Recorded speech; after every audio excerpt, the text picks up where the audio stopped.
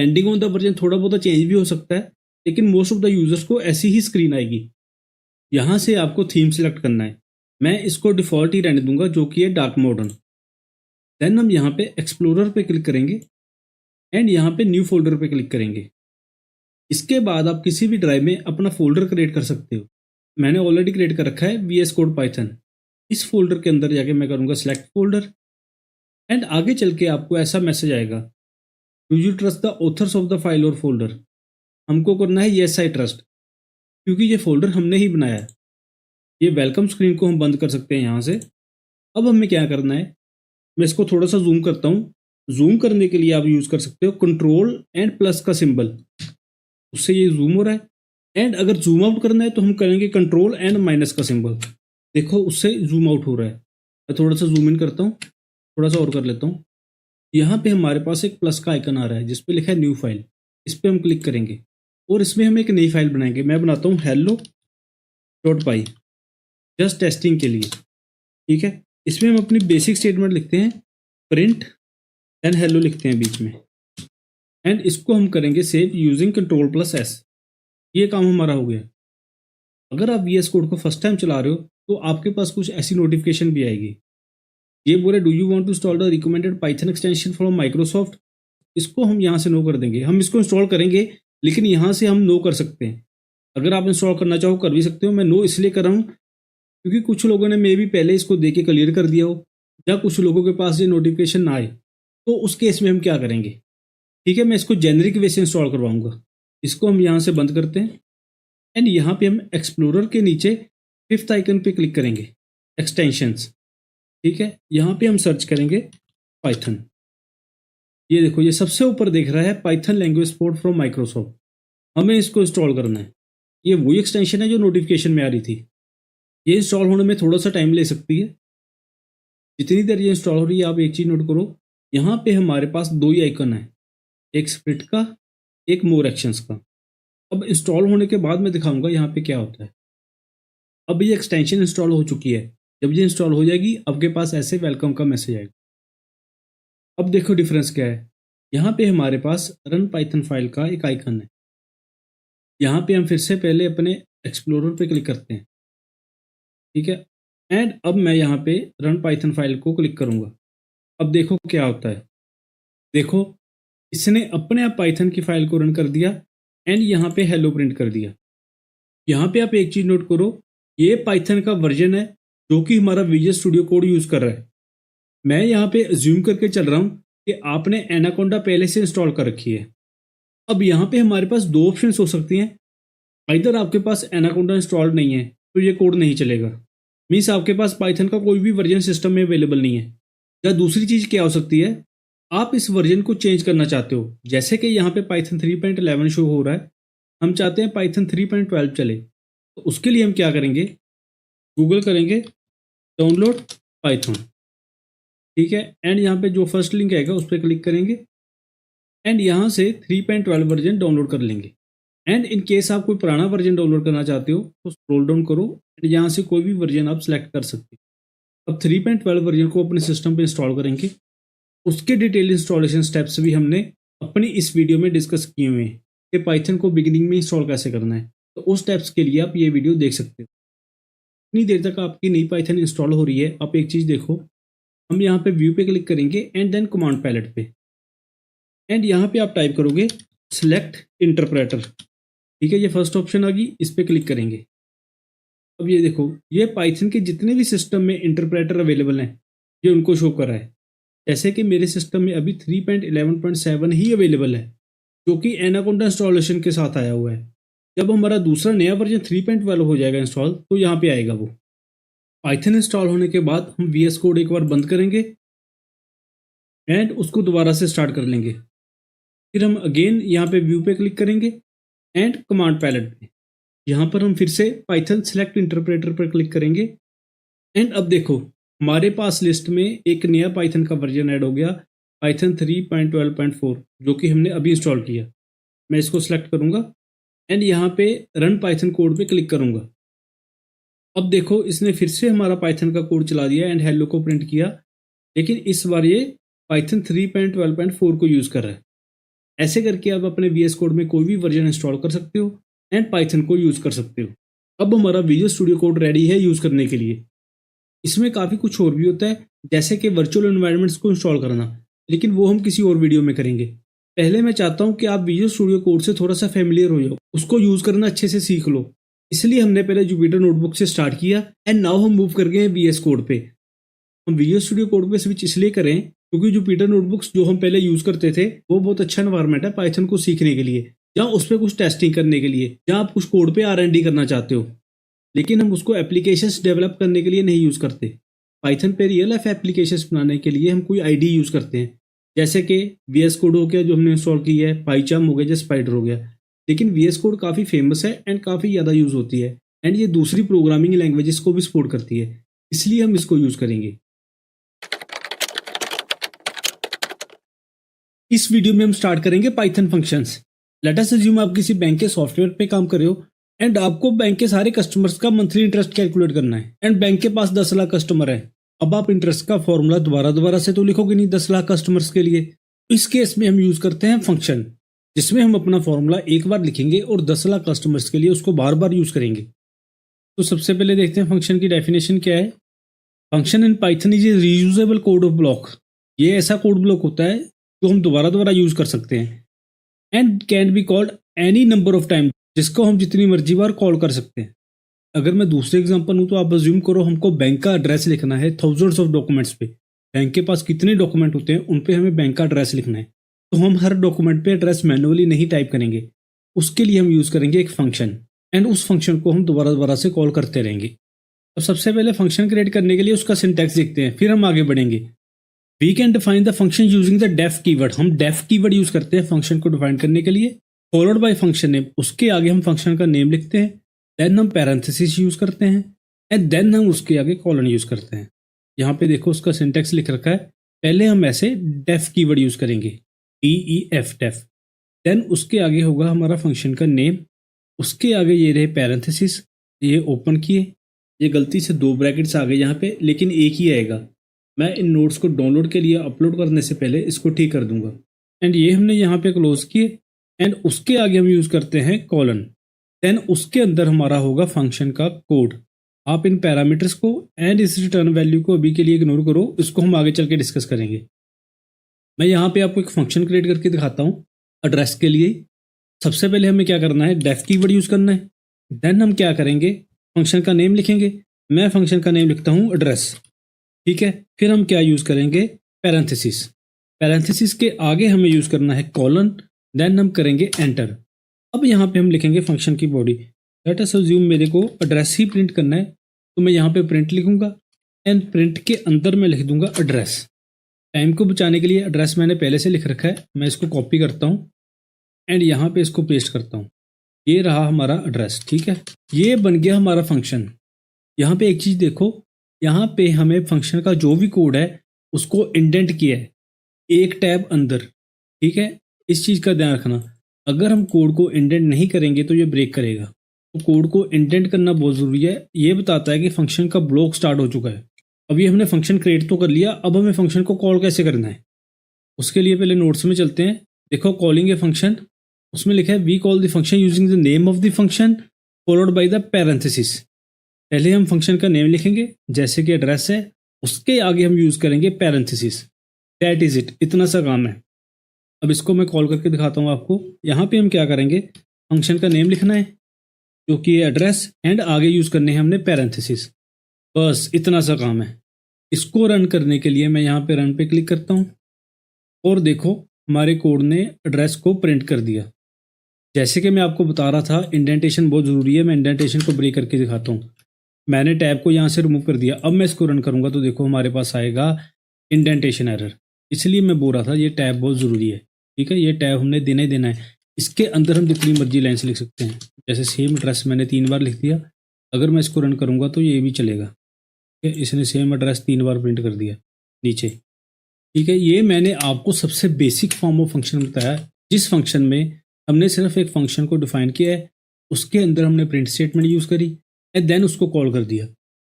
हम इस फंक्शन को अब जितनी मर्जी बार कॉल कर सकते हैं। मैं यहाँ पे भी कर सकता हूँ, यहाँ पे फिर से कर सकता हूँ एंड इसके अंदर मैं कोई भी प्रिंट लिख सकता हूँ। जैसे मैं लिखूंगा प्रिंट 2 एंड देन यहाँ पे लिखता हूँ प्रिंट 3। ठीक है, मीन्स हमने तीसरी बार फंक्शन को कॉल कर लिया। अब मैं इसको रन करता हूँ तो देखो इसने ये भी प्रिंट किया 3 वाला। इसको मैं थोड़ा सा बड़ा करके दिखाता हूँ, 2 वाला भी प्रिंट किया एंड देन ये रहा हमारा फर्स्ट एड्रेस। ये होते हैं फंक्शन एंड ये होती है हमारी फंक्शन की कॉल। ऐसे करके हम अपने फंक्शन को जितनी मर्जी बार चाहे यूज़ कर सकते हैं। मैंने फंक्शन को समझाने के लिए आपको सबसे बेसिक फंक्शन यूज़ किया था। अब हम आगे नेक्स्ट लेवल पर मूव करते हैं। फंक्शन में हम पैरामीटर्स भी पास कर सकते हैं। पैरामीटर्स मीन्स वैल्यूज भी पास कर सकते हैं। जैसे कि मैं इस कोड को करता हूँ कमेंट कंट्रोल फॉरवर्ड स्लैश से, इसने इसको ग्रीन कर दिया, मीन्स ये सारा कोड कमेंट हो गया। हम आगे एक नया फंक्शन क्रिएट करते हैं। मैं क्या करता हूँ, मैं एक फंक्शन क्रिएट करता हूँ। इसमें मैं क्या करना चाहता हूँ, मैं वेरिएबल्स को मल्टीप्लाई करना चाहता हूँ। ठीक है, एंड उसके अंदर मैं कोड लिखना चाहता हूँ प्रिंट, ये क्या कर दे, ए वेरिएबल को बी से मल्टीप्लाई कर दे। तो फंक्शन को यहाँ पे ए एंड बी की वैल्यू कहाँ से मिलेगी, उसके लिए हम यहाँ पे यूज करेंगे parameters in the parenthesis A and B.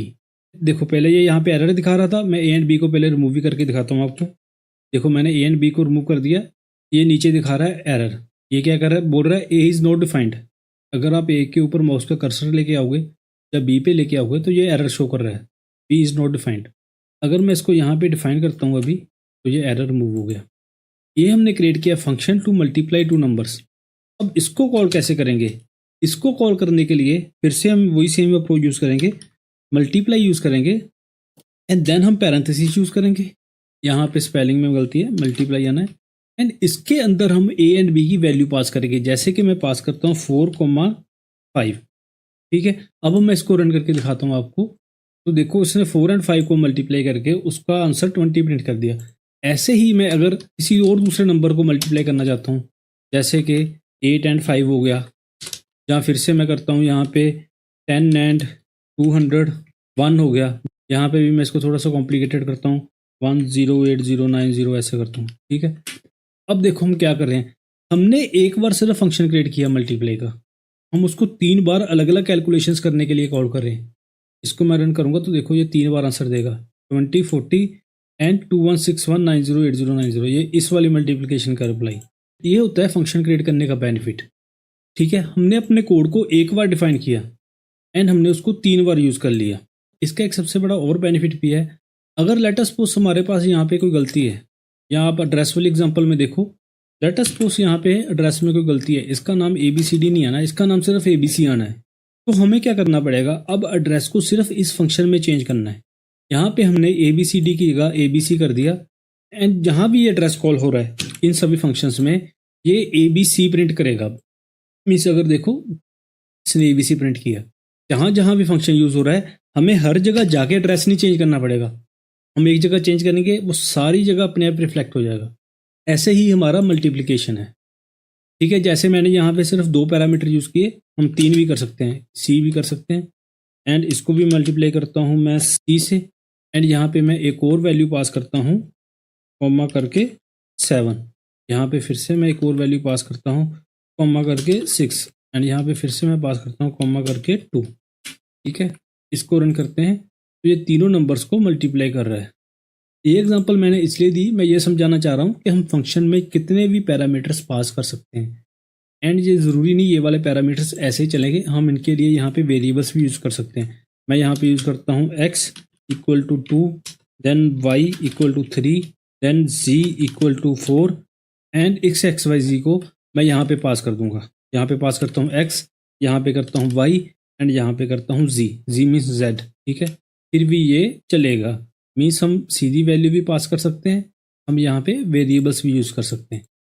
ठीक है, ये मैंने सबसे सिंपल वाली एग्जांपल समझाई आपको फंक्शन की, जिसमें हमारे पास सिर्फ एक ही लाइन है, लेकिन एक्चुअल में फंक्शंस में काफ़ी लाइन्स हो सकती हैं। एक लाइन भी हो सकती है, लेकिन ज़्यादातर आपको ऐसे फंक्शंस ही मिलेंगे जिनमें काफ़ी ज़्यादा लाइन्स होती हैं। ये हो गया हमारे पास फंक्शंस जिसमें हम पैरामीटर्स यूज़ करें। अब अपने नोट्स में चलते हैं, दोबारा से मैं आपको फंक्शन के सिंटैक्स पे लेके चलता हूँ। ये रहा हमारा सिंटैक्स। इसमें हमारे पास क्या था, यहाँ पे यूज़ हो रहे थे पैरामीटर्स, ये भी हमने कवर कर लिए। अब इसमें एक और चीज़ है, यहाँ पे है रिटर्न वैल्यू। अब ये क्या है, इसको समझते हैं। यहाँ पे देखो रिटर्न वैल्यू में क्या लिखा है, ए फंक्शन कैन परफॉर्म इस ऑपरेशन, ये अपना ऑपरेशन परफॉर्म कर सकता है एंड वैल्यू को रिटर्न भी कर सकता है। उसके लिए हम यूज़ करते हैं रिटर्न कीवर्ड। इसको मैं प्रैक्टिकली आपको करके दिखाता हूँ। यहाँ पर इसी फंक्शन की एग्जांपल को यूज़ करेंगे। इसको मैं रिमूव करता हूँ, ठीक है, एंड इसको भी मैं कमेंट करता हूँ। हम सिर्फ एक ही फंक्शन लेंगे एंड एक ही उसकी कॉल यूज़ करेंगे। यहाँ पर हम क्या करें, जो भी मल्टीप्लिकेशन का रिजल्ट है हम उसको प्रिंट कर रहे हैं। एंड अगर मैं इसको प्रिंट करने की कोशिश करूँ, जो भी हमें रिजल्ट आ रहा है, तो देखो यहाँ पे अब क्या प्रिंट होगा। मैं इसको रन करता हूँ। देखो यहाँ पे इसने प्रिंट कर दिया 240, लेकिन इसने इस प्रिंट में क्या प्रिंट किया, नन। क्योंकि ये फंक्शन क्या कर रहा है, यहाँ पर ये तीनों नंबर्स को मल्टीप्लाई कर रहा है एंड यहाँ पे उनका रिजल्ट प्रिंट कर रहा है। हम इसका रिजल्ट रिटर्न भी करवा सकते हैं। उसके लिए मैं क्या करूँगा, यहाँ को प्रिंट से रिप्लेस करूँगा रिटर्न से, एंड इसको रन करते हैं। तो देखो अब क्या हुआ, पहले क्या प्रिंट हो रहा था यहाँ पे नन, अब क्या प्रिंट हो रहा है यहाँ पे 240। ये यहाँ से प्रिंट हो रहा है। इसकी क्लैरिटी के लिए यहाँ पे मैं एक टेक्स्ट लिखता हूँ कॉमा डाल के, और यहाँ पे मैं लिखता हूँ मल्टीप्लिकेशन, ठीक है। तो हमें क्लियर होगा अब ये वाला रिजल्ट आ रहा है, ठीक है। इसको मैं रन करता हूँ तो देखो मल्टीप्लिकेशन के आगे अब क्या आया 240। एंड अगर मैं यहाँ पे प्रिंट यूज़ करता हूँ तो अब मल्टीप्लिकेशन के आगे क्या आ रहा है, नन। इसका क्या मीनिंग हुआ कि जब हमने फंक्शन में वैल्यू को प्रिंट कर दिया तो ये फंक्शन हमें रिटर्न क्या कर रहा है, नथिंग। इसलिए यहाँ पे आगे आ रहा है नन। एंड अगर हम वैल्यू को यहाँ से रिटर्न करवा रहे हैं यूजिंग द रिटर्न कीवर्ड, अब जो भी एबीसी का रिजल्ट आ रहा है ये उसको रिटर्न कर रहा है, ये उसको यहाँ पे नहीं प्रिंट कर रहा, ठीक है। ये इस फंक्शन के अंदर अब कुछ नहीं प्रिंट हो रहा, जो भी इसका रिजल्ट आएगा ये इसको यहाँ पे रिटर्न कर रहा है। मीन्स यहाँ से फंक्शन कॉल हो रहा है, ये वहाँ पे उसकी वैल्यू को रिटर्न कर रहा है, ठीक है। इसलिए जब हम रिटर्न करके इस फंक्शन को रन करते हैं तो ये यहाँ पे मल्टीप्लिकेशन का रिजल्ट प्रिंट करता है। तो मैं थोड़ा सा बड़ा कर देता हूँ। अब मैं फंक्शन के बारे में आपको एक दो चीज़ें और बताता हूँ। इसको मैं करता हूँ कमेंट।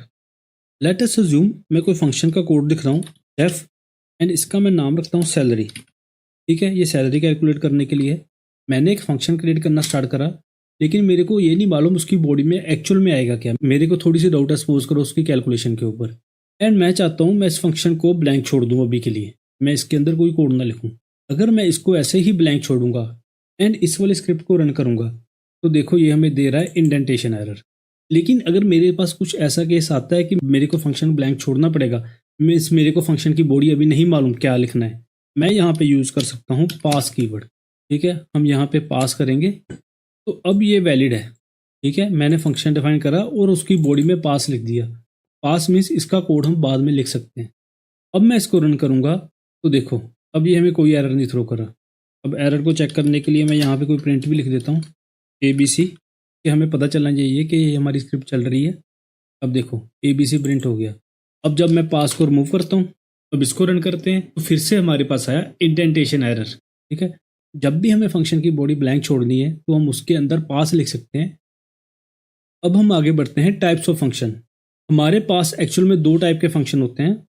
पहले होते हैं इनबिल्ट फंक्शन एंड दूसरे होते हैं यूजर डिफाइंड फंक्शन। दोनों हमारे सामने ही है, ठीक है। ये प्रिंट हमारे पास एक इनबिल्ट फंक्शन है। जब हमने प्रिंट फंक्शन को इस कोर्स में किया था तब भी मैं आपको बता रहा था कि प्रिंट हमारे पास एक फंक्शन है, ठीक है। ऐसे ही लेंथ भी हमारे पास एक फंक्शन है। मैंने जब आपको फंक्शन एंड मेथड में डिफरेंस बताया था तब भी मैंने बताया था कि लेंथ हमारे पास एक फंक्शन है। ऐसे ही इनपुट भी हमारे पास एक फंक्शन है एंड ये सारे इनबिल्ट फंक्शन है।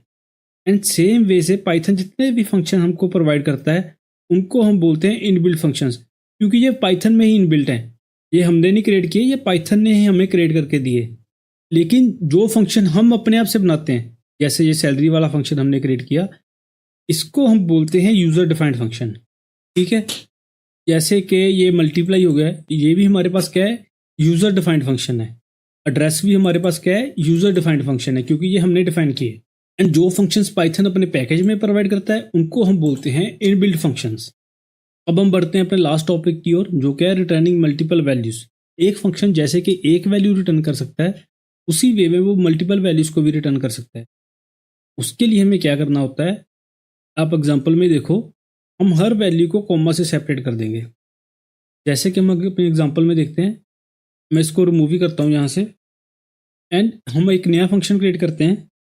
उसका हम नाम क्या रखते हैं, कैलकुलेशन, ठीक है। उसमें हम डिफरेंट कैलकुलेशंस परफॉर्म करेंगे एंड इसमें मैं दो ही पैरामीटर यूज करता हूँ, A एंड B। आगे मैं क्या करता हूँ, एक वेरिएबल लेता हूँ S, इसमें मैं क्या करता हूँ A प्लस B, ठीक है। फिर मैं एक वेरिएबल लेता हूँ M, इसमें मैं क्या क्या करता हूँ ए मल्टीप्लाई बी। ऐसे भी हम डिवीजन के लिए एक वेरिएबल लेते हैं, उसमें मैं क्या करता हूँ ए डिवाइड बाई बी। अब हमें क्या करना है, इन तीनों वेरिएबल्स को रिटर्न करवाना है। उसके लिए हम क्या करेंगे, रिटर्न कीवर्ड यूज करेंगे और कॉमा सेपरेटेड वैल्यूज डालेंगे, जैसे कि S comma M comma D. And आगे चल के जहाँ पे भी हम फंक्शन को कॉल करेंगे, कैलकुलेशन फंक्शन को, एंड उसमें मैं पास करता हूँ वैल्यू 6,2 को। एंड इनको वैल्यूज को रिसीव करने के लिए हम यहाँ पे वेरिएबल्स यूज करेंगे A comma B comma C, that is it. अब क्या होगा, एस की वैल्यू ए वेरिएबल में आएगी, एम की ऐसे ही बी में आएगी, एंड डी की वैल्यू ऐसे ही सी में आएगी। इसको चेक करने के लिए हम यहाँ पे यूज करते हैं प्रिंट, एंड यहाँ पे मैं प्रिंट करता हूँ ए कॉमा बी कॉमा सी। इसको रन करते हैं। इसको रन करने के बाद देखो हमारे पास आंसर आया 8, 12 एंड 3.2। ठीक है, इसको मैं थोड़ा सा बड़ा करके दिखाता हूँ।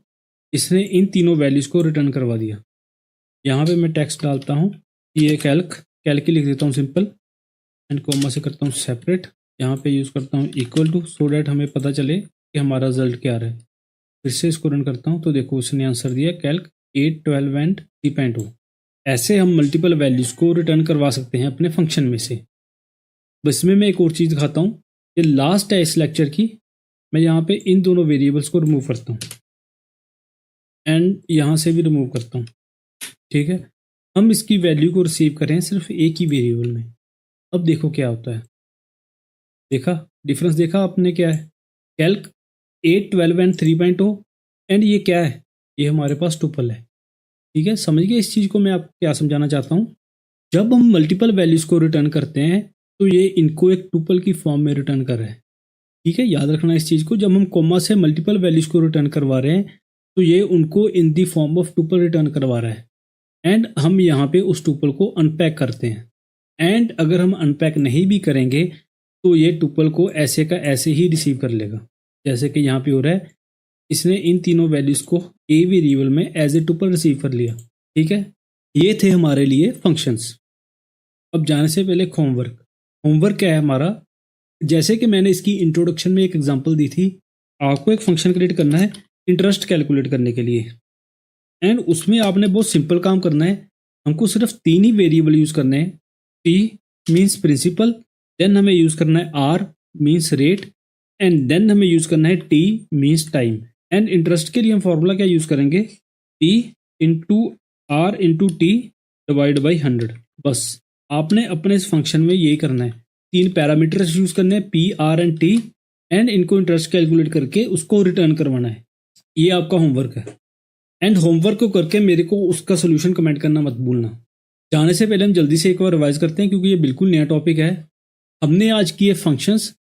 फंक्शन क्या होता है, रीयूजेबल कोड ब्लॉक। ठीक है, जिसको हम जितनी मर्जी बार कॉल कर सकते हैं। फंक्शन को हम क्रिएट कैसे करते हैं, using the def keyword. And उसके आगे हम क्या करते हैं, फंक्शन का नेम यूज करते हैं, देन हम यूज करते हैं पैरेंथेसिस, एंड आगे यूज करते हैं कॉलन्स। अब तो हमें ये वाले पैरामीटर्स भी मालूम है। इसमें पैरामीटर 1 पैरामीटर क्या है, जो भी वैल्यूज फंक्शन को हम पास कर रहे हैं, एंड रिटर्न क्या है, जो वैल्यू फंक्शन हमारे पास रिटर्न कर रहा है। देन आगे है फंक्शन को हम कॉल कैसे करते हैं, using the function name and then parenthesis, and parenthesis में हम उसके वैल्यूज पास करते हैं जो भी हम वहां पे यूज करना चाहते हैं। देन हमारे पास आता है रिटर्न वैल्यू। फंक्शन हमें वैल्यू भी रिटर्न करता है जो कि हमको मालूम है। एंड फंक्शन रिटर्न वैल्यू के साथ साथ फंक्शन मल्टीपल वैल्यूज को भी रिटर्न कर सकता है, जो कि हम कोमा से सेपरेट करते हैं। होमवर्क को करके उसका सोल्यूशन कमेंट करना मत भूलना। आज हम करेंगे फंक्शन आर्गुमेंट्स, जिसमें हमारा मेन फोकस होगा टाइप ऑफ आर्गुमेंट्स पे। तो उसकी डेफिनेशन देखते हैं। We can pass values to the function in parenthesis. हम पैरेंथेसिस में फंक्शन को वैल्यूज पास कर सकते हैं, एंड उन वैल्यूज को हम बोलते हैं आर्गुमेंट्स। जैसे कि आप इस एग्जांपल में देखो, जो वैल्यूज हम यहाँ से फंक्शन को पास करते हैं उनको हम बोलते हैं आर्गुमेंट्स। पाइथन में हमारे पास 4 तरह के आर्गुमेंट्स होते हैं। ये रहे टाइप ऑफ आर्गुमेंट्स। फर्स्ट है positional, keyword, default and arbitrary. इनको हम एक एक करके डिटेल में समझेंगे। सबसे पहले देखते हैं पोजिशनल। पोजिशनल आर्गुमेंट्स कौन से होते हैं, जिनको हमें प्री डिफाइंड ऑर्डर में पास करना पड़ता है। हम एक उनका ऑर्डर डिफाइन करते हैं, एंड हमको उसी ऑर्डर में इन आर्गुमेंट्स को पास करना होता है। मैं इसको सीधा आपको कोड में समझाता हूँ एंड हम ये भी देखेंगे कि अगर हम इसका ऑर्डर चेंज कर दें तो क्या होगा, एंड अगर हम ज़्यादा या कम आर्गूमेंट्स पास करें तो क्या होगा। पहले हम क्या करते हैं, मैंने यहाँ पे एक कोड लिखा हुआ है to find the greater than of 3 numbers. हम क्या करते हैं, पहले इस कोड को यूज़ करके एक फंक्शन क्रिएट करते हैं। फंक्शन क्रिएट करने के लिए क्या करना होगा, पहले मैं यूज़ करूँगा डेफ कीवर्ड एंड देन उसका नेम में रखता हूँ greater, then parenthesis and then उसके पैरामीटर्स। जैसे कि हम देख सकते हैं हमारे पास 3 वेरिएबल्स हैं ए बी एंड सी, तो हम 3 पैरामीटर्स यूज़ करेंगे ए बी एंड सी।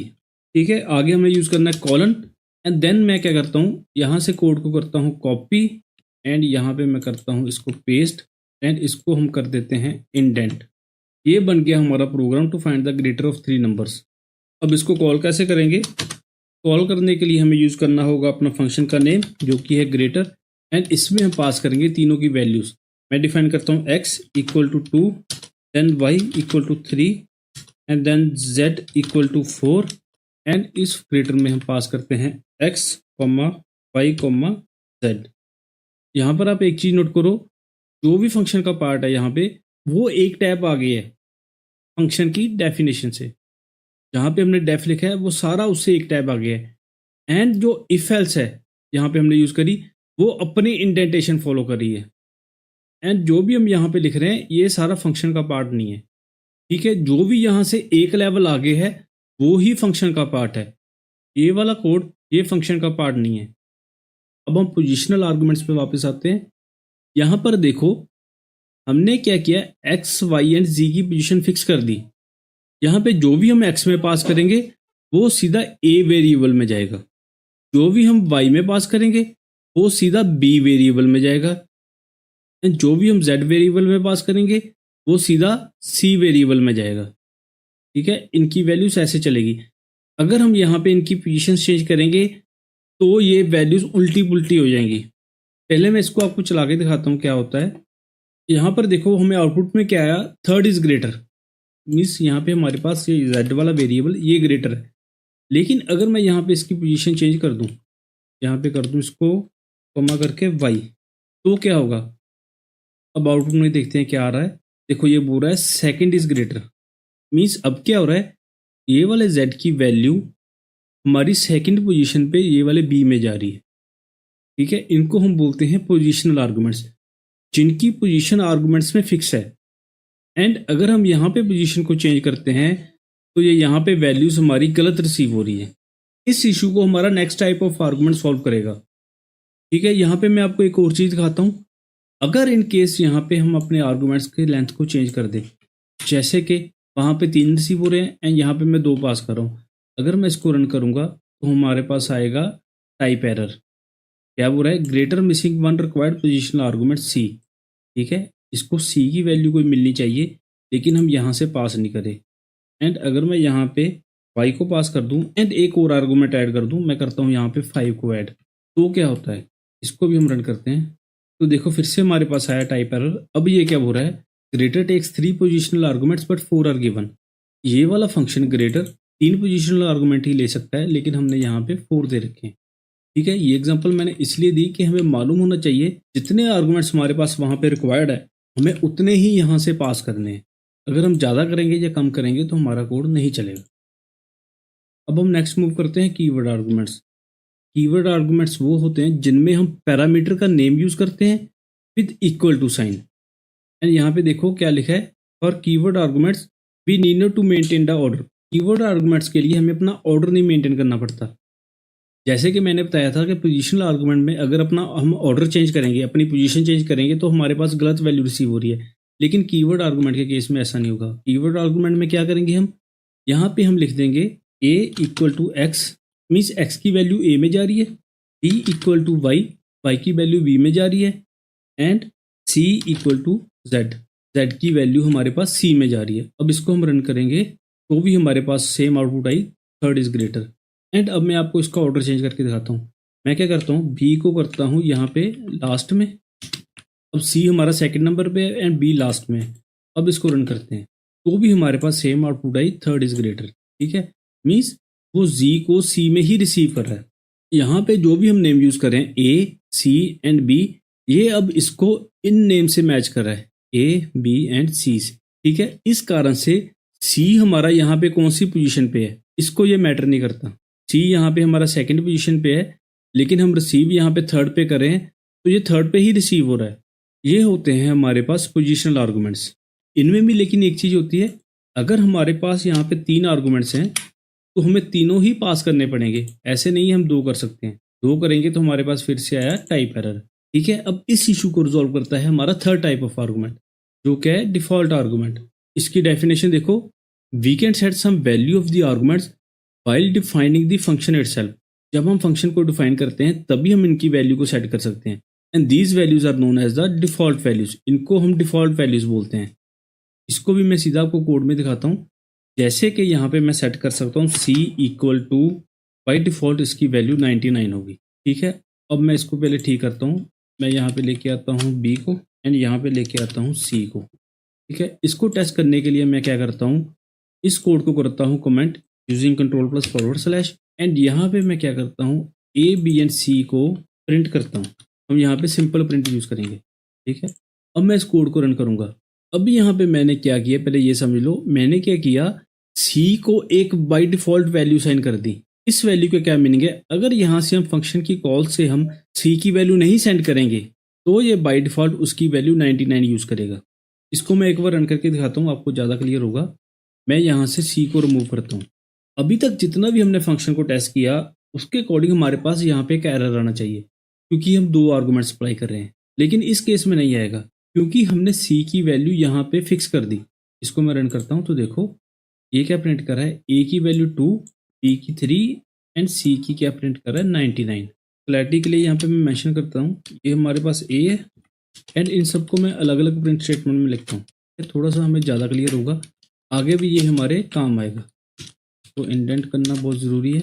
इसको मैं रिप्लेस करता हूँ b से, हम c से, यहाँ पे भी मैं करता हूँ b, यहाँ पे भी मैं c से, ठीक है। अब मैं इसको रन करता हूँ। यहाँ पे मैं स्पेस ऐड करता हूँ एक, ठीक है। c में हमारे पास वैल्यू क्या आ रही है, 99, लेकिन हमने यहाँ पे c में कोई वैल्यू पास नहीं की। जो भी हम यहाँ पे डिफॉल्ट वैल्यू सेट कर रहे हैं ये उसको यूज़ कर रहा है। अब मैं c में वैल्यू पास करता हूँ। मैं क्या करता हूँ, comma c equal to z। अब क्या होना चाहिए, z वाली वैल्यू, z और z सेम ही होता है। मैं कभी कभी z यूज़ करता हूँ, कभी कभी z करता हूँ। ये z वाली वैल्यू यहाँ पे c में जानी चाहिए, ठीक है। मैं इसको रन करता हूँ तो देखो यहाँ पे आ गया 4। इसका क्या मीनिंग हुआ, अगर तो हम यहाँ से वैल्यू सप्लाई कर रहे हैं, ठीक है, इसकी प्रायोरिटी नंबर 1 है। अगर यहाँ से वैल्यू सप्लाई हो रही है तो ये इसको यूज़ करेगा, ओके। यहाँ पे हमने c को 4 पास किया तो इसने इस वाले 4 को यूज़ किया। लेकिन अगर यहाँ से वैल्यू हम नहीं पास करें, यहाँ पे मैं c के पैरामीटर को रिमूव कर दूंगा तो ये इस वाली c की वैल्यू यूज़ करेगा, ठीक है। डिफॉल्ट आर्गूमेंट उसी केस में यूज़ होता है जब हमारे पास फंक्शन कॉल में वैल्यू नहीं आ रही। इन केस आ रही है तो वही वैल्यू यूज़ होगी, ठीक है। अब मैं यहाँ से इस वैल्यू को रिमूव करता हूँ। अब ये यूज़ करेगा डिफ़ॉल्ट वैल्यू जो क्या है 99। ये ऐसे केसेस में ज़्यादा यूज़ होता है जैसे कि हम यहाँ पे किसी अकाउंट का स्टेटस सेट कर रहे हैं, एंड बाय डिफ़ॉल्ट हम क्या चाहते हैं, उसका स्टेटस क्या सेट हो, इनएक्टिव, ठीक है। अगर पीछे से स्टेटस एक्टिव नहीं आ रहा, अगर फंक्शन की कॉल से स्टेटस एक्टिव नहीं आ रहा, बाय डिफ़ॉल्ट उसका स्टेटस इनएक्टिव हो जाए। ऐसे केसेस में हम डिफ़ॉल्ट आर्गूमेंट ज़्यादा यूज़ करते हैं। अब हम नेक्स्ट मूव करते हैं अपने नेक्स्ट टाइप ऑफ आर्गूमेंट्स, जो एक अपने आप में कैटेगरी है, वेरिएबल लेंथ आर्गूमेंट्स। आपने देखा यहाँ पे हमारे पास आर्गूमेंट्स की लेंथ फिक्स है।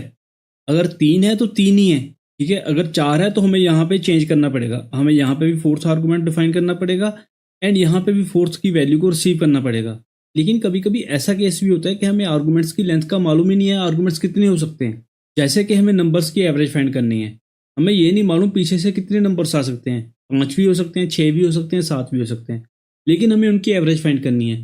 तो ऐसे केसेस में हम यूज़ करते हैं वेरिएबल लेंथ आर्गूमेंट्स। उसमें से सबसे पहला है आर्ग्स, जिसको हम बोलते हैं वेरिएबल लेंथ पोजिशनल आर्गूमेंट। इसको हम पोजिशनल आर्गूमेंट भी बोलते हैं। वो क्यों बोलते हैं वो मैं आगे चल के समझाता हूँ आपको। इसको यूज़ करने के लिए हम क्या करते हैं, अपने आर्गूमेंट वाले वेरिएबल के आगे एस्ट्रिक यूज़ करते हैं, ठीक है। इसको मैं आपको कोड में समझाता हूँ। पहले मैं क्या करता हूँ, यहाँ से ये रिमूव करता हूँ और मैं करता हूँ एस्ट्रिक आर्क्स, और इन प्रिंट में मैं इसमें प्रिंट करता हूँ आर्क्स को, और यहाँ पे भी चेंज करता हूँ आर्क्स, एंड इसको मैं करता हूँ दोनों को कमेंट। और यहाँ पे भी हम a इक्वल टू एक्स नहीं करेंगे, सीधा ही x y एंड जी की वैल्यू पास करेंगे। पहले हम इसको रन करते हैं क्या होता है, फिर मैं आपको दिखाता हूँ क्या है। ये देखो हमारे पास आउटपुट में क्या है, इसने प्रिंट किया आर्स इक्वल टू 234। अब इसको समझते हैं। यहाँ पर हमने 3 वैल्यूज पास करी, एक्स वाई एंड जी, लेकिन यहाँ पर हमने सिर्फ एक ही वेरिएबल लिया। इसने क्या किया, जो भी एक्स वाई जी में वैल्यू आ रही थी उसको एज ए टुपल इस वेरिएबल में रिसीव किया, जिसका नाम है आर्क्स। इसलिए जब हमने आर्क्स को यहाँ पे प्रिंट किया तो इसने प्रिंट कर दिया 2, 3 एंड 4 को। यहाँ पे हम जितनी मर्जी वैल्यूज को पास कर सकते हैं। अब इस केस में हमें उसके लिए अपने मेन फंक्शन में यहाँ पे कुछ चेंज नहीं करना पड़ेगा। ठीक है, मैं आपको पहले करके दिखाता हूँ। मैं यहाँ पे पास करता हूँ कॉमा, अगेन पास करता हूँ 5, अगेन फिर कॉमा 6, फिर 7। ठीक है, अब हम इसको रन करते हैं तो देखो इसने अब कितनी वैल्यूज रिसीव करी आर्ग्स में, 2, 3, 4, 5, 6, 7। हम यहाँ पे इन वैल्यूज को जितना मर्जी बढ़ा लें, ये सभी को एक वेरिएबल में रिसीव करेगा एंड उसको एज ए टुपल कंसीडर करेगा। अगर हमें यहाँ पे इंडिविजुअल पैरामीटर की वैल्यू निकालनी है तो हम कैसे करेंगे, ये आपको अच्छे से मालूम है। हम यूज़ करेंगे आर्क्स एंड उसमें हम पास करेंगे उसकी पोजीशन। जैसे कि मैं पास करता हूँ 1, तो ये यहाँ पे कौन सी वैल्यू प्रिंट करेगा, 3 को, क्योंकि फर्स्ट इंडेक्स पोजीशन पे, ये इंडेक्स पोजीशन है, फर्स्ट इंडेक्स पोजीशन पे हमारे पास कौन सी वैल्यू है, 3। 2 की इंडेक्स पोजीशन 0 है। ठीक है, ऐसे ही मैं दूसरी वैल्यूज को यहाँ पे फैच कर सकता हूँ। एंड यहाँ पे एक और चीज़ देखो, यहाँ पे हम आर्क्स वेरिएबल यूज़ करें, इसका नाम आर्क्स रखना जरूरी नहीं है। आप कहीं पर भी पढ़ोगे यहाँ पे आर्क्स ही लिखा मिलेगा आपको, क्योंकि बाय कन्वेंशन हम इसको आर्क्स ही लिखते हैं। आर्क्स मीन्स आर्गूमेंट्स, लेकिन हम इसका नाम चेंज भी कर सकते हैं। मैं यहाँ पे करता हूँ वैल। ठीक है, अब हम इस वैल वेरिएबल को यूज़ करते हैं तो देखो अब भी ये बिल्कुल ठीक से चल रहा है। अब इसने ये सारी वैल्यूज़ वैल वेरिएबल में रिसीव कर ली। जैसे कि मैंने बोला था कि पोजिशनल आर्गूमेंट को हम ऐसे केसेस में यूज़ करेंगे जैसे कि हमें किसी नंबर की एवरेज निकालनी है, तो वो हम कैसे करेंगे। मैं यहाँ पे यूज़ करूँगा सम फंक्शन को, सम में पास करूँगा अपने वैल को। ठीक है, बाद में हमें क्या करना है, इसको डिवाइड करना है। एवरेज के लिए क्या करना होगा, सभी का सम करना है, बाद में उसको उसकी लेंथ से डिवाइड करना है। तो यहाँ पे मैं पास करता हूँ वैल को, दैट इज इट। इसको मैं करता हूँ कमेंट। अब हम इसको रन करते हैं तो देखो हमारे पास आया एरर, क्या है, सिंटैक्स एरर, क्योंकि हमने यहाँ पे डिवाइड सिंबल यूज ही नहीं किया। अब मैं इसको रन करता हूँ तो देखो इसने एवरेज निकाली 4.5। एंड अब यहाँ पे अगर मैं आर्गूमेंट्स को बढ़ाऊंगा भी, 8 करता हूँ देन 9 करता हूँ। अब हमें अपने मेन फंक्शन में कोई चेंज नहीं करना, तो रन करेंगे तो ये एवरेज निकाल रहा है 5.5। ठीक है, इसकी हेल्प से इजीली हम जितने मर्जी आर्गूमेंट्स को पास कर सकते हैं। अब इसके बाद हमारे पास लास्ट बचा है जो क्या है, कवार्ड्स। इनको हम कीवर्ड आर्गूमेंट्स भी बोलते हैं। ये क्या है, सिमिलर टू आर्स, ये बिल्कुल उससे सिमिलर ही है, पर डिफरेंस क्या है, जो भी हम पास करें वो एज ए डिक्शनरी ट्रीट हो रहा है। एंड इसमें पास करने का मेथड भी डिफरेंट है। वो क्या है मैं आपको अभी समझाता हूँ। आर्क्स में भी हमारे पास सेम ही प्रॉब्लम है। वो क्या है, मैं इसको पहले कमेंट करके दिखाता हूँ। पहले मैं आर्क्स की प्रॉब्लम ही बताता हूँ क्या है। जैसे कि यहाँ पे मैं वैल की 0 इंडेक्स पे वैल्यू फेच करता हूँ। ठीक है, मैं एज्यूम करूंगा कि 0 इंडेक्स पे हमारे पास एक्स आ रहा है, तो देखो ठीक है एक्स आ रहा है, लेकिन अगर गलती से यहाँ पे इसको किसी ने चेंज कर दिया तो क्या होगा। अब 0 इंडेक्स पे हमारे पास क्या आ रहा है, वाई, लेकिन हमने कोड यहाँ पे क्या लिख रखा है, एक्स के अकॉर्डिंग, तो ये गलती होगी है ना। तो इस इशू को फिक्स करते हैं हमारे पास कवार्ड्स।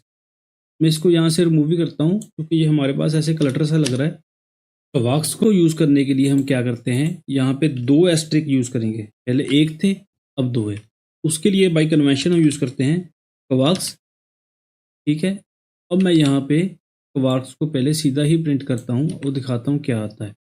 इसको कॉल करने के लिए हमें क्या करना पड़ेगा, यहाँ पे हम वेरिएबल का नेम यूज़ करेंगे।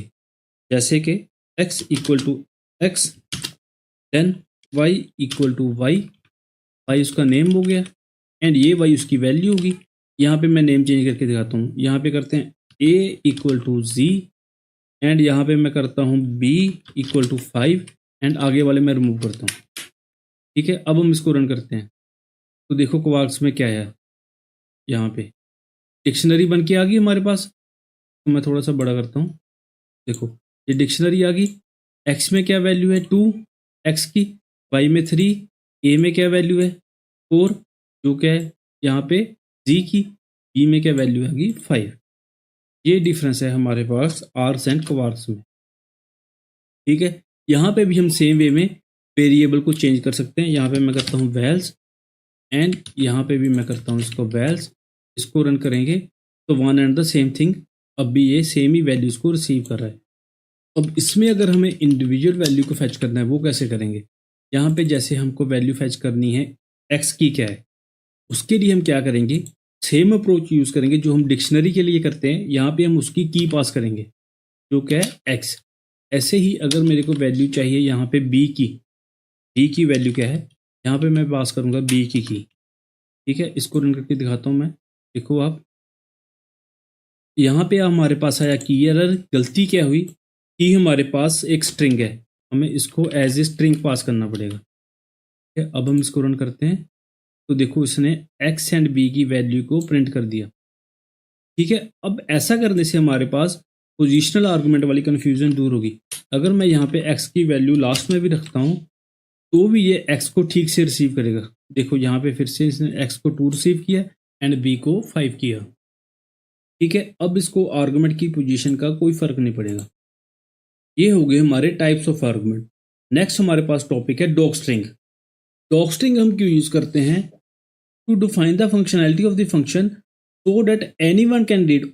हम अपने फंक्शन की फंक्शनैलिटी को डिफाइन कर देंगे सो डेट कोई भी दूसरा बंदा आगे अगर उसको समझना चाहता है कि ये फंक्शन करता क्या है तो वो उसको उस डॉग स्ट्रिंग को पढ़ के समझ सकता है। एंड डॉग स्ट्रिंग को डिफाइन करने के लिए हम क्या करते हैं, either single triple code use करते हैं या डबल ट्रिपल कोड करते हैं। पहले मैं यहाँ पे बना के दिखाता हूँ आपको।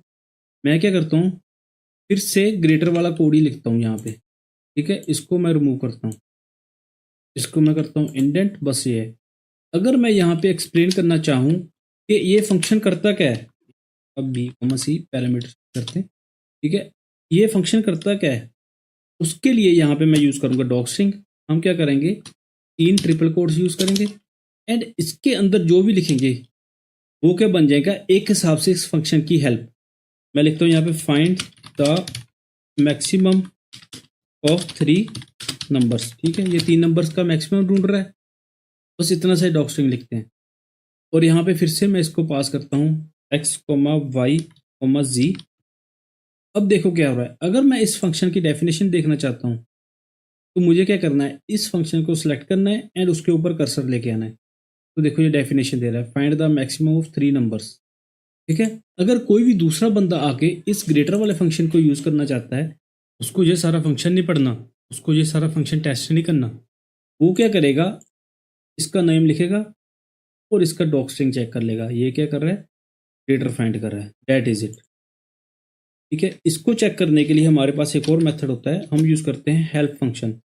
मैं यहाँ पे करता हूँ प्रिंट एंड प्रिंट के अंदर पास करता हूँ हेल्प एंड हेल्प में मैं पास करता हूँ ग्रेटर फंक्शन का नेम। अब मैं इसको रन करता हूँ तो देखो इसने हेल्प में क्या प्रिंट किया, ये वाला text, greater of ABC and find the maximum of 3 numbers. And ये नन का क्या मीनिंग है कि ये फंक्शन कुछ रिटर्न नहीं कर रहा। ठीक है, ये होता है डॉग स्ट्रिंग, ये हम यूज करते हैं अगर कोई दूसरा बंदा इस फंक्शन को पढ़ना चाहे। डॉग स्ट्रिंग में हम बाय कन्वेंशन यहाँ पे पैरामीटर्स भी यूज करते हैं। पैरामीटर्स, इस फंक्शन में पैरामीटर्स क्या क्या है, A B and C, and यहाँ पे लिख देते हैं हम रिटर्न कि ये फंक्शन हमारे पास रिटर्न क्या कर रहा है, नन। ये फंक्शन हमारे पास कुछ रिटर्न नहीं कर रहा। ठीक है, मैंने ये डॉग स्ट्रिंग अपना अपडेट करके सेव कर दिया। अब मैं इसको ग्रेटर पे जाऊँगा तो देखो ये लेटेस्ट वाला डॉग स्ट्रिंग फैच करके ला रहा है, पैरामीटर्स एबीसी एंड रिटर्न क्या है, नन।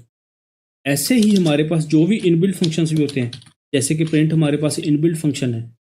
अगर मैं सेम वैसे प्रिंट को सिलेक्ट करूंगा एंड उसके ऊपर माउस का कर्सर लेके जाऊंगा तो ये देखो ये प्रिंट का डॉग स्ट्रिंग प्रिंट कर रहा है। ये प्रिंट की डेफिनेशन है। ठीक है, ये उसके आर्गुमेंट्स बता रहा है, सेप एंड। ऐसे हमें इस डॉग स्ट्रिंग से आइडिया हो जाएगा कि प्रिंट फंक्शन में हम कौन कौन से आर्गुमेंट्स पास कर सकते हैं। जैसे कि सेप हो गया, देन सेप की डेफिनेशन क्या है, यहाँ पे उसकी डेफिनेशन लिखी है एंड ये फंक्शन रिटर्न क्या कर रहा है, वो क्या है, नन। ये होता है हमारे पास डॉग स्ट्रिंग। नेक्स्ट हमारे पास लास्ट टॉपिक है difference between parameter and argument. ज़्यादातर क्या होता है, हम लोग कहीं कहीं पे वर्ड पैरामीटर यूज करते हैं, कहीं कहीं पे आर्गुमेंट करते हैं एंड हम उसको इंटरचेंजेबली यूज करते रहते हैं। जहाँ पर हमारा मन करे हम आर्गुमेंट वर्ड यूज करते हैं, जहाँ पर हमारा मन करे हम पैरामीटर यूज करते हैं। लेकिन बाय कन्वेंशन, इसके लिए कन्वेंशन क्या है, parameter is a variable defined in the function. जो वेरिएबल हम फंक्शन में डिफाइन करते हैं उसको हम पैरामीटर बोलते हैं। It is use to receive the data in a function, ये डाटा को रिसीव करने के लिए काम आता है। एंड आर्गुमेंट क्या है, argument is a value pass during the function call. जो हम फंक्शन कॉल पे वैल्यू पास करते हैं उसको हम आर्गुमेंट बोलते हैं। यहाँ पे देखो, जो वैल्यू हम फंक्शन को पास कर रहे हैं, ये वैल्यू हम यहाँ से सेंड कर रहे हैं फंक्शन को, इसको हम बोलते हैं आर्गुमेंट। एंड यहाँ पे जो वैल्यू हम रिसीव कर रहे हैं ए बी एंड सी, इसको हम बोलते हैं पैरामीटर। ये बहुत इंपॉर्टेंट क्वेश्चन है, ये एग्जाम या इंटरव्यू में आ ही जाता है, तो उसका ध्यान रखना कि पैरामीटर क्या है एंड आर्गुमेंट क्या है। आई होप आपको इससे फंक्शंस की क्लैरिटी भी बढ़ी होगी एंड फंक्शन आर्गुमेंट्स आपको अच्छे से समझ में भी आए होंगे।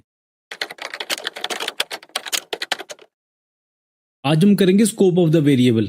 Scope of the variable means आपने ये नोटिस किया होगा, अगर हम कोई वेरिएबल फंक्शन के अंदर डिक्लेयर करते हैं उसको हम फंक्शन के अंदर ही यूज कर सकते हैं। अगर हम उस वेरिएबल को फंक्शन के बाहर यूज करने की कोशिश करेंगे तो वो नहीं चलेगा।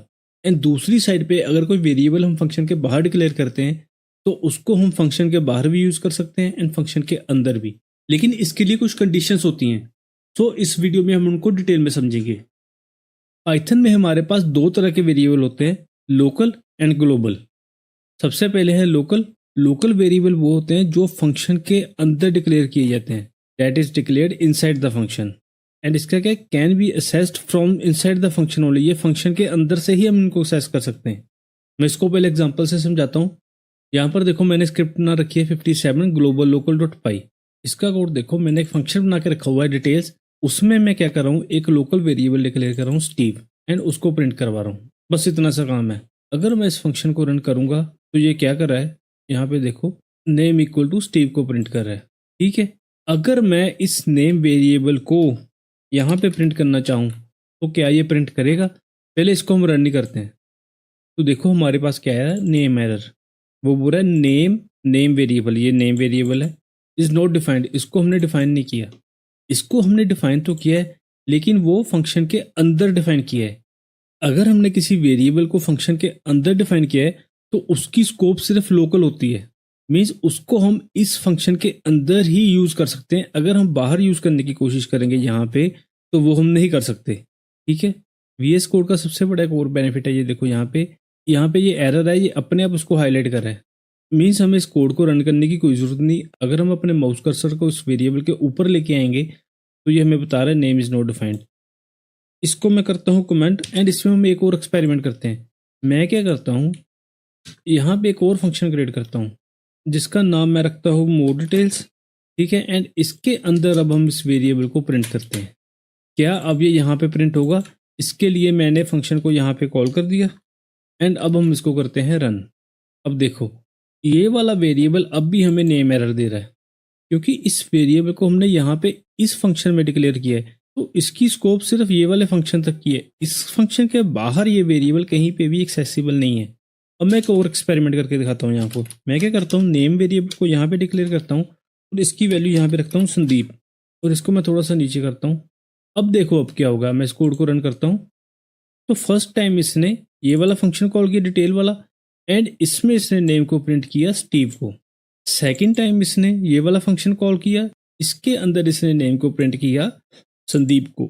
ठीक है, अब ये जो हमने यहाँ पे नेम को डिक्लेयर किया, ये हमारे पास बन गया ग्लोबल वेरिएबल। ठीक है, ये वेरिएबल ऐसा वेरिएबल है जिसको हम अपने प्रोग्राम में किसी भी फंक्शन में कहीं पे भी एक्सेस कर सकते हैं। और ये कौन सा था? ये है लोकल वेरिएबल, क्योंकि इसकी स्कोप सिर्फ लोकल फंक्शन तक की है। अगर मैं यहाँ पे इस प्रिंट को भी अनकमेंट कर दूंगा तो इसको रन करूंगा तो अब ये यहाँ पे भी संदीप प्रिंट कर रहा है। लेकिन यहाँ पे एक सबसे ज़्यादा जरूरी चीज़ नोट करने वाली है, वो क्या है? वो आप नोट करो, यहाँ पे नेम क्या प्रिंट हो रहा है? यहाँ पे स्टीव हो रहा है, ये वाला नेम, यहाँ पे संदीप हो रहा है, या यहाँ पे भी संदीप हो रहा है। अब ये ऐसा क्यों हो रहा है, मैं आपको इस डायग्राम से समझाता हूँ। ये रहा हमारे पास ग्लोबल वेरिएबल एंड ये रहा हमारे पास लोकल वेरिएबल। अगर कोई वेरिएबल फॉर एग्जांपल नेम यहाँ पे ग्लोबल लेवल पे भी अवेलेबल है एंड लोकल लेवल पे भी अवेलेबल है, तो फंक्शन के अंदर किसको प्रायोरिटी मिलेगी? फंक्शन के अंदर प्रायोरिटी मिलेगी लोकल वेरिएबल को। इसकी प्रायोरिटी यहाँ पे हाई रहेगी।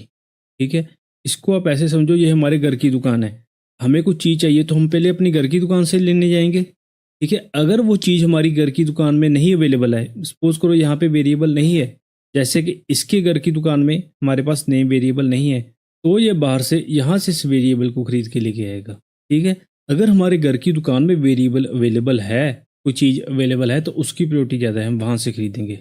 इस रीज़न से इस वेरिएबल की प्रायोरिटी यहाँ पे हाई है। ठीक है, एक और चीज़ मैं आपको समझाता हूँ अभी। पहले मैं इसको रेज कर दूँ यहाँ से। यहाँ पे कभी गलती से ये मत समझ लेना कि ये वाला वेरिएबल एंड ये वाला वेरिएबल दोनों सेम है। ये दोनों सेम वेरिएबल नहीं है, ये दोनों सेपरेट वेरिएबल हैं।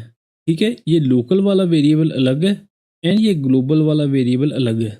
ये यहाँ पे एक डिफरेंट वेरिएबल है, ये यहाँ पे एक डिफरेंट वेरिएबल है एंड ये यहाँ पे डिफरेंट वेरिएबल है। दोनों की मेमोरी लोकेशंस डिफरेंट होगी। इसको समझने के लिए मैं इस कोड को करता हूँ कमेंट, इसको थोड़ा सा छोटा करता हूँ एंड यहाँ पे मैं एक और वेरिएबल डिक्लेयर करता हूँ x इक्वल टू 5 एंड मैं एक फंक्शन डिक्लेयर करता हूँ चेंज। इसमें मैं क्या करूँगा, x को रीडिक्लेयर करूँगा 2 से एंड सिंपली यहाँ पे क्या करूँगा, x की वैल्यू को प्रिंट करूँगा और यहाँ पे टेक्स्ट लिख देता हूँ x in function, so that हमें क्लियर हो कि x ये हमारा फंक्शन वाला प्रिंट होके आ रहा है। अब फिर से मैं क्या करता हूँ, इस फंक्शन के बाहर यहाँ पे प्रिंट डालता हूँ एंड यहाँ पे मैं इस चेंज वाले फंक्शन को कॉल करता हूँ एंड फिर से मैं इसकी वैल्यू को प्रिंट करता हूँ। यहाँ पे लिखता हूँ x बिफोर कॉल। ठीक है, फंक्शन को कॉल से पहले उसकी वैल्यू क्या है एंड आफ्टर कॉल, फंक्शन को कॉल से बाद में उसकी वैल्यू क्या है। ये इतना सा फंक्शन है। अब हम पहले इसकी ड्राई रन नहीं करते हैं कि x की वैल्यू कौन से पॉइंट पे क्या होगी। सबसे पहले हमारा ये वाला कोड एग्जीक्यूट होगा। यहाँ पे x की वैल्यू आपके अकॉर्डिंग क्या आएगी, यहाँ पे आएगी ये ग्लोबल वाली x की वैल्यू जो क्या है 5।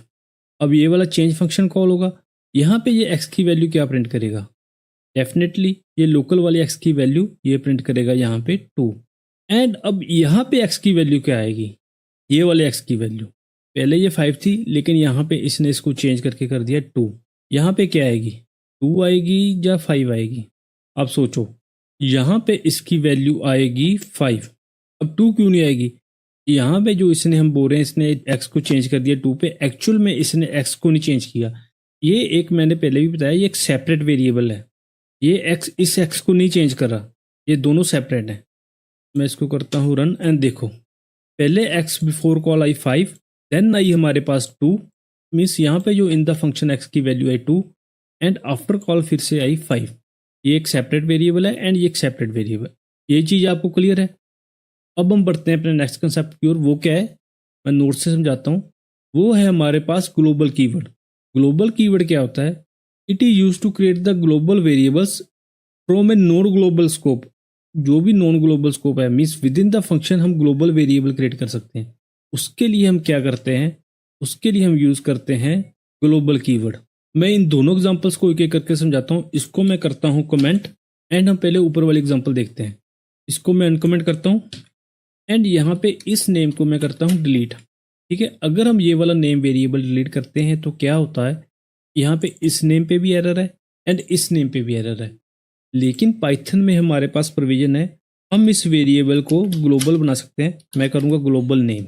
अब देखो ग्लोबल नेम ही किया, यहाँ से भी एरर रिमूव हो गया और यहाँ से भी रिमूव हो गया। जब मैंने ग्लोबल किया तो ये वाला वेरिएबल अब ग्लोबल वेरिएबल बन गया। मैं इसको रन करता हूँ तो देखो तीनों जगह पे हमारे पास नेम प्रिंट हो रहा है स्टीव। समझे आप इस चीज़ को। मैंने वेरिएबल यहाँ पे डिक्लेयर किया विद इन द फंक्शन, लेकिन उसको मैंने पहले ग्लोबल डिक्लेयर कर दिया। ये वाला वेरिएबल अब सेम काम कर रहा है अगर हमने वेरिएबल यहाँ पे डिक्लेयर किया होता। ठीक है, अब इस कोड को मैं करता हूँ फिर से कमेंट। हम अपनी दूसरी एग्जाम्पल के ऊपर चलते हैं। अभी इसको मैं करता हूँ अनकमेंट। ठीक है, अब मैं क्या करूँगा, यहाँ पे अपने इस चेंज वाले फंक्शन में ग्लोबल वेरिएबल डिक्लेयर करूँगा x एंड अब देखना क्या होता है। मैं इसको करता हूँ रन तो देखो हमारे पास पहले x की value I 5 then I 2 and then फिर से आई 2। अब हो क्या रहा है यहाँ पे, ये देखो पहले ये वाला कोड चला, इसने क्या किया x की वैल्यू प्रिंट कर दी 5, यहाँ पे भी 5 आई। ठीक है, ये वाला कोड चला, इसने क्या किया x को ग्लोबल कर दिया, मीन्स अब ये वाला x ग्लोबल वेरिएबल बन गया एंड बाद में इसने x को प्रिंट कर दिया। यहाँ पे क्या प्रिंट हो गया, ये वाली वैल्यू x की 2 एंड अब फिर से हमने इस लाइन को एग्जीक्यूट किया। यहाँ पे ये x वेरिएबल प्रिंट हो रहा है। अब इसके एग्जीक्यूट होने के बाद x हमारा ये ग्लोबल बन चुका है। अब हम अपने प्रोग्राम में कहीं पे भी x यूज करेंगे तो ये 2 को प्रिंट करेगा। ठीक है, ये होता है बेनिफिट हमारे पास ग्लोबल कीवर्ड का। ग्लोबल कीवर्ड की हेल्प से हम किसी भी वेरिएबल को ग्लोबल कर सकते हैं। अब जाने से पहले होमवर्क, मैंने एक क्वेश्चन बना के रखा हुआ है यहाँ पे आपके लिए। ये क्वेश्चन देख लो ध्यान से। आपको क्या करना है, मेरे को बताना है इसकी आउटपुट क्या आएगी। यहाँ पे ये कोड 4 बार x की वैल्यू प्रिंट करेगा, लेकिन हर बार x की वैल्यू क्या होगी आपने ये बताना है। मैं आपको ये रिकमेंड करूंगा आप इसको रन करने से पहले इसका ड्राई रन करके देखो, तभी आपको क्लियर होगा कि आपको कंसेप्ट अच्छे से समझ में आया या नहीं आया। बाद में इसको रन करके देखना एंड इसका आंसर मेरे को कमेंट करना मत भूलना। आई होप आज का कंसेप्ट आपको अच्छे से क्लियर हुआ होगा। अगर फिर भी कोई डाउट है तो मेरे को कमेंट में जरूर बताओ, मैं उसको एक्सप्लेन करूंगा। आज हम करेंगे पाइथन में रिकर्जन। तो बिना टाइम वेस्ट किए सीधा स्टार्ट करते हैं डेफिनेशन से। रिकर्जन होता क्या है? रिकर्जन पाइथन में एक प्रोसेस है of calling a function from with in its body. Function को हम उसकी बॉडी से ही कॉल करते हैं। जैसे कि आप इस एग्जांपल में देखो, मैंने एक फंक्शन बना रखा है जिसका नाम रखा है रिकर्सिव फंक्शन, एंड ये रही फंक्शन की बॉडी, एंड मैं उस फंक्शन को फंक्शन की बॉडी से ही अपने आप कॉल कर रहा हूँ। जैसे कि यहाँ पे लिखा हुआ है कॉलिंग इटसेल्फ। ये फंक्शन अपनी फंक्शन की बॉडी से ही अपने आप को कॉल करी जा रहा है बार बार बार बार। ये रही उसकी मेन कॉल। जब फंक्शन अपनी एग्जीक्यूशन स्टार्ट करेगा यहाँ पे आगे, तो ये अपनी बॉडी से ही अपने आप को भी कॉल कर रहा है बार बार। ये रिकर्जन का प्रोसेस हम तब यूज करते हैं जब हमारे पास कोई ऐसा टास्क होता है जिसको हम छोटे छोटे टास्क में डिवाइड कर सकते हैं, एंड वो छोटे छोटे टास्क सेम ही काम कर रहे हैं। मैं आपको इसको एक एग्जांपल के साथ समझाता हूँ, उससे ज़्यादा क्लियर होगा। हम क्या करते हैं, एक फंक्शन बनाते हैं to print numbers from 5 to 1। हम 5 से लेके 1 तक नंबर्स प्रिंट करेंगे। इस फंक्शन का हमारा पैरामीटर होगा n, एंड इसमें मैं यहाँ पे लिखता हूँ पास। यहाँ पे मैं इस नंबर्स को कॉल करता हूँ यूजिंग वैल्यू 5। ये वाला काम हम फॉर लूप की हेल्प से भी कर सकते हैं, लेकिन इसमें हम फॉर लूप नहीं यूज करेंगे, इसमें मैं रिकर्जन यूज करूंगा सो डैट हमें रिकर्जन थोड़ी सी अच्छे से समझ आए। तो मैं क्या करता हूँ, हमें नंबर्स को प्रिंट करना है फ्रॉम 5 to 1, तो मैं पहले प्रिंट करता हूँ n को। फिर मैं क्या करूंगा, ये नंबर्स फंक्शन में से नंबर्स फंक्शन को ही कॉल करूंगा यूजिंग पैरामीटर n-1। ठीक है, अब मैं पहले ये समझाता हूँ कि यहाँ पे ये हो क्या रहा है। यहाँ पे हो क्या रहा है मैं ये आपको समझाता हूँ। जब हम ये नंबर्स फंक्शन को कॉल करेंगे तो ये सबसे पहले प्रिंट करेगा n। ठीक है, n की वैल्यू क्या प्रिंट होगी 5। बाद में क्या हो रहा है, बाद में ये कॉल कर रहा है नंबर्स फंक्शन को यूजिंग n-1। अगर हमारे पास n इक्वल टू 5 है तो n-1 क्या हुआ, वो हुआ 4। ठीक है, यहां पर n-1 की वैल्यू क्या आ जाएगी, n-1 की वैल्यू बनेगी 4। ठीक है, अब ये यूजिंग द वैल्यू 4, यहाँ पे वैल्यू 4 है, ये इसको फिर से कॉल करेगा। तो यहाँ पे n में क्या प्रिंट होगा अब 4। ठीक है, ये वो वाली वैल्यू जो हमारे पास प्रिंट हो रही है। एंड फिर से n-1 क्या बनेगा, n-1 अब बनेगा हमारा 3। ठीक है, अब हमारा n-1 हो गया 3। ये 3 को लेके फिर से इस फंक्शन को कॉल करेगा, फिर से ये प्रिंट चलेगी, एंड प्रिंट में ये क्या प्रिंट करेगा 3 को, एंड n-1 क्या बनेगा अब 2। ऐसे करके ये नेक्स्ट टाइम 2 को प्रिंट करेगा, एंड n-1 हमारा क्या बनेगा 1। ऐसे करके ये 1 को प्रिंट करेगा, n-1 क्या बनेगा हमारा 0। ऐसे करके ये 0 को प्रिंट करेगा, n-1 क्या बनेगा हमारा -1। फिर ये -1 को प्रिंट करेगा, एंड n-1 क्या बनेगा हमारा -2। ऐसे करके ये अपने आप को कॉल करता रहेगा बार बार। मैं यहाँ से इसको क्लियर करता हूँ, एंड इसको मैं अभी के लिए रहने देता हूँ ऐसे का ऐसे ही। अब आप एक चीज़ देखो, अगर मैं इसको चलाऊंगा ये सारे नंबर्स को प्रिंट कर देगा, ये नेगेटिव्स को भी प्रिंट कर देगा। कब तक प्रिंट करता रहेगा, जब तक हमारी रिकर्जन की लिमिट नहीं एक्सीड होती। पाइथन में रिकर्जन की एक लिमिट होती है, उस पर हम बाद में बात करेंगे। पहले मैं एक बार इसको रन करके दिखाता हूँ। ये देखो ये क्या हो रहा है, ये सारे नंबर्स को प्रिंट करी जा रहा है नेगेटिव नंबर्स को भी। अब देखो ये रुका कहाँ पे, जब हमारे पास एरर आया, क्या बोल रहा है मैक्सिमम रिकर्जन डेप्थ एक्सीड। ठीक है, मैं इसको क्लोज करता हूँ। इसका मीनिंग क्या हुआ कि हमें यहाँ पे एक स्टॉप कंडीशन भी लगानी पड़ेगी, जिसको हम बोलते हैं बेस कंडीशन भी। वो मैं क्या लगाऊंगा, इफ n, हमारे पास n जब 0 हो जाए तो हमें क्या करना है, रिटर्न करना है। ये रिटर्न क्या करेगा, ये बार बार जो फंक्शन कॉल हो रहा है ये इस लूप को तोड़ देगा, एंड ये इसका कंट्रोल यहाँ पे वापस ले आएगा। ठीक है, अब मैंने सारा क्लियर कर दिया। अब मैं आपको इसको रन करके दिखाता हूँ। यहाँ पे देखो इसने क्या किया, प्रिंट कर दिए नंबर्स फ्रॉम 5 to 1। ठीक है, 5 से लेके 1 तक सारे नंबर प्रिंट कर दिए। ये होता है रिकर्जन। यहाँ पे हम अपने नंबर्स फंक्शन को नंबर्स फंक्शन से ही बार बार कॉल कर रहे हैं, एंड ये प्रोसीजर लूप करता जा रहा है तब तक जब तक हमारी ये बेस कंडीशन नहीं आएगी। तो ये रिटर्न को एग्जीक्यूट करेगा, तो ये इस लूप को ब्रेक कर देगा। इसको मैं आपको एक बहुत अच्छी सी फेमस एग्जांपल से समझाता हूँ। उसके लिए मैं इसको करता हूँ कमेंट। हम क्या करते हैं, रिकर्जन की हेल्प से फाइंड करते हैं फैक्टोरियल ऑफ द नंबर। सबसे पहले फैक्टोरियल ऑफ नंबर होता क्या है, जैसे कि मैं फाइंड करना चाहता हूँ फैक्टोरियल ऑफ नंबर 5, तो इसकी वैल्यू क्या होगी, 5 इंटू 4 इंटू 3 इंटू 2 इंटू 1, ये होता है फैक्टोरियल ऑफ द नंबर। अगर मैं चाहता हूँ फैक्टोरियल ऑफ नंबर 4, तो ये क्या होगा, 4 इंटू 3 इंटू 2 इंटू 1। अगर मैं चाहता हूँ फैक्टोरियल ऑफ नंबर 3, यहाँ पे मैं 3 करूँगा, तो इसकी वैल्यू क्या होगी, 3 इंटू 2 इंटू 1। तो क्या मैं इसको ऐसे लिख सकता हूँ, factorial of number 5 equal to 5 into factorial of number 4, है ना, क्योंकि यहाँ पे 5 को हम 4 3 2 1 से मल्टीप्लाई करें तो ये भी सेम ही है। ऐसे ही मैं लिख सकता हूँ factorial of number 4 equal to 4 multiply by factorial of number 3। ठीक है, ऐसे हम फैक्टोरियल में से फैक्टोरियल को ही कॉल कर सकते हैं। आप इसको n ज्यूम करो कि 5 हमारे पास n है, तो ये 4 क्या हुआ, n-1। ऐसे ही 4 हमारे पास n है, तो 3 क्या हुआ, n-1। तो हम इसके लिए रिकर्जन को यूज करके एक प्रोग्राम लिखते हैं। मैं एक फंक्शन क्रिएट करता हूँ फैक्टोरियल करके, एंड इसमें हम पैरामीटर रखते हैं n। ठीक है, इसके अंदर से हमें क्या करना है, जैसे कि मैंने बताया, आप 5 को n ज्यूम करो एंड फैक्टोरियल ऑफ 4 को n-1। तो हम क्या करेंगे, यहाँ से इसको कॉल कर देंगे फैक्टोरियल ऑफ n-1। ये अब अपने आप को कॉल कर रहा है।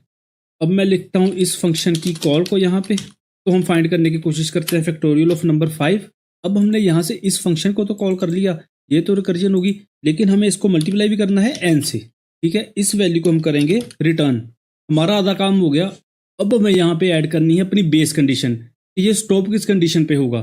उसके लिए क्या होगा, एक रूल होगा हमारे पास, factorial of number 0। Factorial of number 0 क्या होता है, 1। तो हम यहाँ पे जब भी हमारे पास 0 आएगा तो हम रिटर्न कर देंगे 1 को। ये हमारे पास बेस कंडीशन बन जाएगी, मीन्स ये फंक्शन कॉल की लूप को ब्रेक करेगी। इतना सा काम था, इससे हमारा बन गया फैक्टोरियल ऑफ ए नंबर।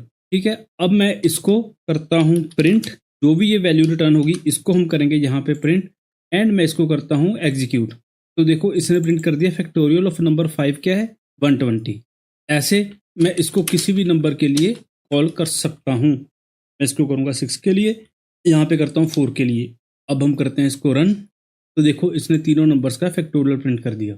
ये होता है हमारे पास रिकर्जन, जब हम एक फंक्शन से उसी फंक्शन को बार बार कॉल करते रहते हैं। ये रही नोट्स में फैक्टोरियल की एग्जांपल। अब जाने से पहले आपके लिए एक होमवर्क, वो क्या है, हमको रिकर्जन की हेल्प से प्रिंट करनी है फिबोनाची सीरीज। इसको हम कुछ लोग फिबोनाकी भी बोलते हैं एंड कुछ लोग फिबोनाची भी बोलते हैं, लेकिन इसकी एक्चुअल प्रोनाउंसिएशन फिबोनाची होती है। फिबोनाची सीरीज क्या होती है, हमारे पास 2 बेस नंबर हो गए 0 एंड 1, एंड हम नेक्स्ट नंबर जनरेट करेंगे इन दोनों को ऐड करके। 0 + 1 क्या बना, 1। ऐसे ही 1 + 1 क्या बना, 2। ऐसे ही 1 + 2 क्या बना, 3। ऐसे ही 2 + 3 क्या बना, 5। हमको इन 2 बेस नंबर्स को यूज करके फिबोनाची सीरीज करनी है टिल द एलिमेंट n। इसको मैं प्लान कर रहा हूँ कि इसको मैं अपनी एक्सरसाइज में इंक्लूड करूंगा, लेकिन फिर भी आप लोग इसको एक बार ट्राई करके इसका सोल्यूशन मेरे को कमेंट करना मत भूलना। आज हम करेंगे पाइथन लैम्डा फंक्शंस। लैम्डा को स्टार्ट करने से पहले मैं फंक्शंस के बारे में आपको एक कंसेप्ट बताता हूँ, जिससे हम लैम्डा फंक्शंस को बहुत आसानी से समझ पाएंगे। वो क्या है, वो ये है कि पाइथन में फंक्शन को हम as a first class data value treat करते हैं। इसको मैं एग्जांपल से समझाता हूँ। इसमें पहला पॉइंट ये है कि हम फंक्शन को किसी वेरिएबल को भी असाइन कर सकते हैं। जैसे कि मैंने एक फंक्शन बना रखा है ऐड। ठीक है, पहले मैं एक्सप्लोरर को हाइड करता हूँ एंड इसका साइज थोड़ा सा बढ़ाता हूँ। अगर मैंने इसको कॉल करना है तो मैं क्या करूँगा, ऐड को यूज़ करूँगा एंड इसमें 2 वैल्यूज पास करूँगा 2 एंड 3, एंड बाद में इसको प्रिंट कर दूंगा। ठीक है, ये क्या कर देगा, सम ऑफ 2 नंबर्स। यहाँ पर देखो हमारे पास इसने प्रिंट कर दिया वैल्यू 5। ऐसे ही मैं इस फंक्शन को एक वेरिएबल को भी असाइन कर सकता हूँ। जैसे कि मैं एक वेरिएबल यूज करता हूँ a, करता हूँ इक्वल टू ऐड। इससे क्या होगा, इससे ये होगा मैं ऐड की जगह ये वेरिएबल भी यूज कर सकता हूँ यहाँ पे a। ठीक है, इसको मैं करता हूँ कमेंट एंड यहाँ पे मैं वैल्यू को चेंज करके करता हूँ 4। ठीक है, अब मैं इसको रन करके दिखाता हूँ। यहाँ पर देखो इसने इनका सम कर दिया 7। ठीक है, इस चीज़ का याद रखना कि हम पाइथन के किसी भी फंक्शन को किसी वेरिएबल को भी असाइन कर सकते हैं एंड देन उस वेरिएबल को एज ए फंक्शन नेम ही यूज करेंगे। जैसे कि हम यहाँ पे ये फंक्शन का नेम यूज़ कर रहे हैं ऐड, ऐसे ही सेम वे से हम इस वेरिएबल को भी यूज़ कर सकते हैं। दूसरा क्या है कि हम किसी भी फंक्शन को एज ए आर्गुमेंट किसी दूसरे फंक्शन को पास भी कर सकते हैं एंड वहाँ से उस फंक्शन को रिटर्न भी करवा सकते हैं। जैसे कि उसके लिए भी मैं आपको एग्जांपल देता हूँ। मैं इसको करता हूँ for the time being delete. मैं यहाँ पे एक फंक्शन क्रिएट करता हूँ कैलकुलेशन। इसमें मैं 3 आर्गुमेंट रखूंगा। एक रखूंगा कैल्क, ये क्या होगा, ये कोई फंक्शन होगा जो हम पास करेंगे। दूसरा वेरिएबल ए, तीसरा वेरिएबल बी। ठीक है, इसके अंदर मैं क्या करूंगा, इसके अंदर मैं प्रिंट यूज करता हूँ एंड कैल्क वाले फंक्शन को कॉल करता हूँ। उसके अंदर वैल्यूज पास करता हूँ ए एंड बी। अब देखना मैं क्या करता हूँ, मैं इस फंक्शन को कॉल करता हूँ कैलकुलेशन को। उसमें फर्स्ट आर्गुमेंट जो कि एक फंक्शन का नेम होगा वो मैं क्या पास करता हूँ, ऐड। ये वाला ऐड फंक्शन पास करूँ। ठीक है, सेकंड आर्गुमेंट में क्या पास करता हूँ, कोई भी वैल्यू जैसे कि 5 एंड थर्ड आर्गुमेंट में क्या पास करता हूँ, 7। ठीक है, अब मैं इसको रन करके दिखाता हूँ, फिर मैं समझाता हूँ ये हो क्या रहा है।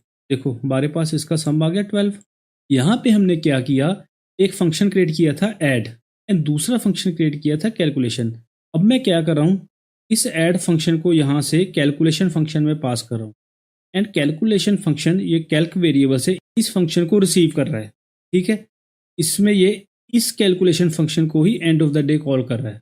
ठीक है, इसको मैं क्लियर करता हूँ अगर ये कंफ्यूजन क्रिएट कर रहा है। कंसेप्ट इतना डिफिकल्ट नहीं है कि हम यहाँ पे अपने एक फंक्शन को दूसरा फंक्शन पास कर सकते हैं एज एन आर्गुमेंट एंड अपना दूसरा फंक्शन फर्स्ट वाले फंक्शन को कॉल कर सकता है। जैसे कि मैं एक और एग्जांपल देता हूँ इसको थोड़ा सा क्लियर करने के लिए। मैं यहाँ पे फंक्शन बनाता हूँ मल्टीप्लाई के लिए, MUL। ठीक है, मैं इसको करता हूँ A इंटू बी। अब अगर हमें इसी फंक्शन को यूज करके मल्टीप्लिकेशन करवानी है तो यहाँ पे मैं क्या करूँगा, कैलकुलेशन में पास कर दूंगा MUL। ठीक है, ये क्या कर देगा 5 इंटू 7। इसको रन करके दिखाता हूँ, देखो ना क्या होता है। पहले में उसने ऐड किया, अपना सम दिखाया 12 एंड देन उसने मल्टीप्लाई किया एंड आउटपुट दिखाई 35। ठीक है, इसी रीजन से हम बोलते हैं function is treated as first class data value. Python में function first class data value है एंड ये कंसेप्ट हमें लैम्डा को समझने के लिए जानना बहुत जरूरी था। ठीक है, हम आगे बढ़ते हैं अपने टॉपिक पे जो कि है लैम्डा फंक्शन। अब लैम्डा फंक्शन क्या होता है, लैम्डा फंक्शन एक एनोनिमस फंक्शन होता है। एनोनिमस फंक्शन मीन्स इसका कोई नाम नहीं होता। इसको क्रिएट करने के लिए हम लैम्डा कीवर्ड यूज करते हैं एंड ये आर्गुमेंट्स को एक्सेप्ट भी करता है एंड वैल्यू को भी रिटर्न करता है। इन सारी टर्म्स को मैं अभी डिटेल में समझाऊंगा, कंफ्यूज मत होना। पहले हम इसका सिंटैक्स देख लें। इसका सिंटैक्स क्या है, हम लैम्डा कीवर्ड यूज करते हैं। अगर कोई आर्गुमेंट्स है आर्गुमेंट स्पेसिफाई करेंगे, देन कॉलन यूज करके आगे एक्सप्रेशन। जैसे कि मैं आपको सबसे सिंपल लैम्डा फंक्शन पहले क्रिएट ही करके दिखाता हूँ, फिर मैं आपको सारा समझाऊंगा ये है क्या। मैं इसको करता हूँ कमेंट। हम करते हैं एक function create lambda, then arguments. Argument में स्पेसिफाई नहीं करूंगा, देन हमें यूज करना है कॉलन। कॉलन आ गया, देन जो भी हमें लैम्डा में काम करना है, जैसे कि मैं यहाँ पे प्रिंट करूंगा कोड गुरुकुल। ठीक है, तो ये बन गया हमारे पास एक फंक्शन जिसको मैंने एक ही लाइन में क्रिएट कर दिया एंड इस फंक्शन का कोई नाम नहीं है, इसलिए डेफिनेशन में लिखा गया था ये होता है एनोनिमस फंक्शन जिसका कोई नेम नहीं होता। एंड इसको हम यूज करते हैं छोटे फंक्शंस बनाने के लिए, जैसे कि हमने एक लाइन के फंक्शन बनाने। ठीक है, इसको मैं रन करके दिखाता हूँ। इसको हम असाइन करेंगे एक वेरिएबल को ए को। मैंने पहले समझाया हम फंक्शन को किसी वेरिएबल को असाइन कर सकते हैं एंड आगे चल के मैं ए को कॉल करूंगा जैसे हम किसी फंक्शन को कॉल करते हैं। तो मैं रन करूंगा तो देखो इसने प्रिंट कर दिया कोड गुरुकुल। ये बन गया हमारे पास लैम्डा फंक्शन। ठीक है, ये बात क्लियर होगी। अब मैं आपको बताता हूँ लैम्डा फंक्शन को क्रिएट करने का सबसे आसान तरीका क्या है कि आप कभी नहीं भूलोगे। पहले आप वो लिख लो जो हमें आउटपुट में चाहिए। इसको मैं कमेंट करता हूँ यहाँ पे। ठीक है, पहले आप वो लिख लो जो हमें आउटपुट में चाहिए। फॉर एग्जाम्पल हमें नंबर का स्क्वायर करना है। मैं क्या करूँगा, हमें आउटपुट में क्या चाहिए, एक्स का स्क्वायर, एक्स एक्सपोनेंशियल 2, ये हो गया एक्स का स्क्वायर। ठीक है, फिर हम क्या करेंगे, अगर कोई हमारे पास आर्गूमेंट है वो लिखना है। इसमें हमारे पास एक्स एक आर्गूमेंट होगा, एक्स को लिखेंगे। ठीक है, ये बन गया एक्स। यहाँ पे हमारे पास फंक्शन का आर्गूमेंट है एंड एक्स की स्क्वायर क्या है, ये फंक्शन की बॉडी। इसके आगे हमें यूज करना है lambda keyword, that is it. ये बन गया हमारे पास लैम्डा फंक्शन। अभी मैं इसको कॉल करके दिखाता हूँ। इसको हम करते हैं वेरिएबल बी को असाइन एंड मैं क्या करता हूँ प्रिंट बी एंड बी में वैल्यू पास करता हूँ, यहाँ पे पी आएगा, बी में वैल्यू पास करता हूँ 3। अभी ये 3 का स्क्वायर कर देगा। मैं इसको रन करता हूँ तो देखो इसने आउटपुट दी 9। सेम वे में अगर हमें 3 नंबर्स को मल्टीप्लाई करना है तो उसके लिए हम लैम्डा फंक्शन कैसे बनाएंगे, अभी आप मेरे साथ साथ बनाना। तो उसके लिए हम क्या करेंगे, पहले 3 नंबर्स को मल्टीप्लाई करेंगे जो हमें आउटपुट में चाहिए। हम क्या करेंगे, a इंटू बी इंटू सी, ये होगी इसकी मल्टीप्लिकेशन। अब हमने इसके आगे यूज करना है कॉलन। इसके आगे क्या होगा, 3 आर्गुमेंट्स जो हम आर्गुमेंट्स पास करेंगे, वो मैं लेता हूँ a कॉमा बी कॉमा सी, ये 3 उसके आर्गुमेंट्स हो गए। एंड आगे यूज करना है हमें लैम्डा कीवर्ड, ये बन गया हमारे पास lambda function, that is it.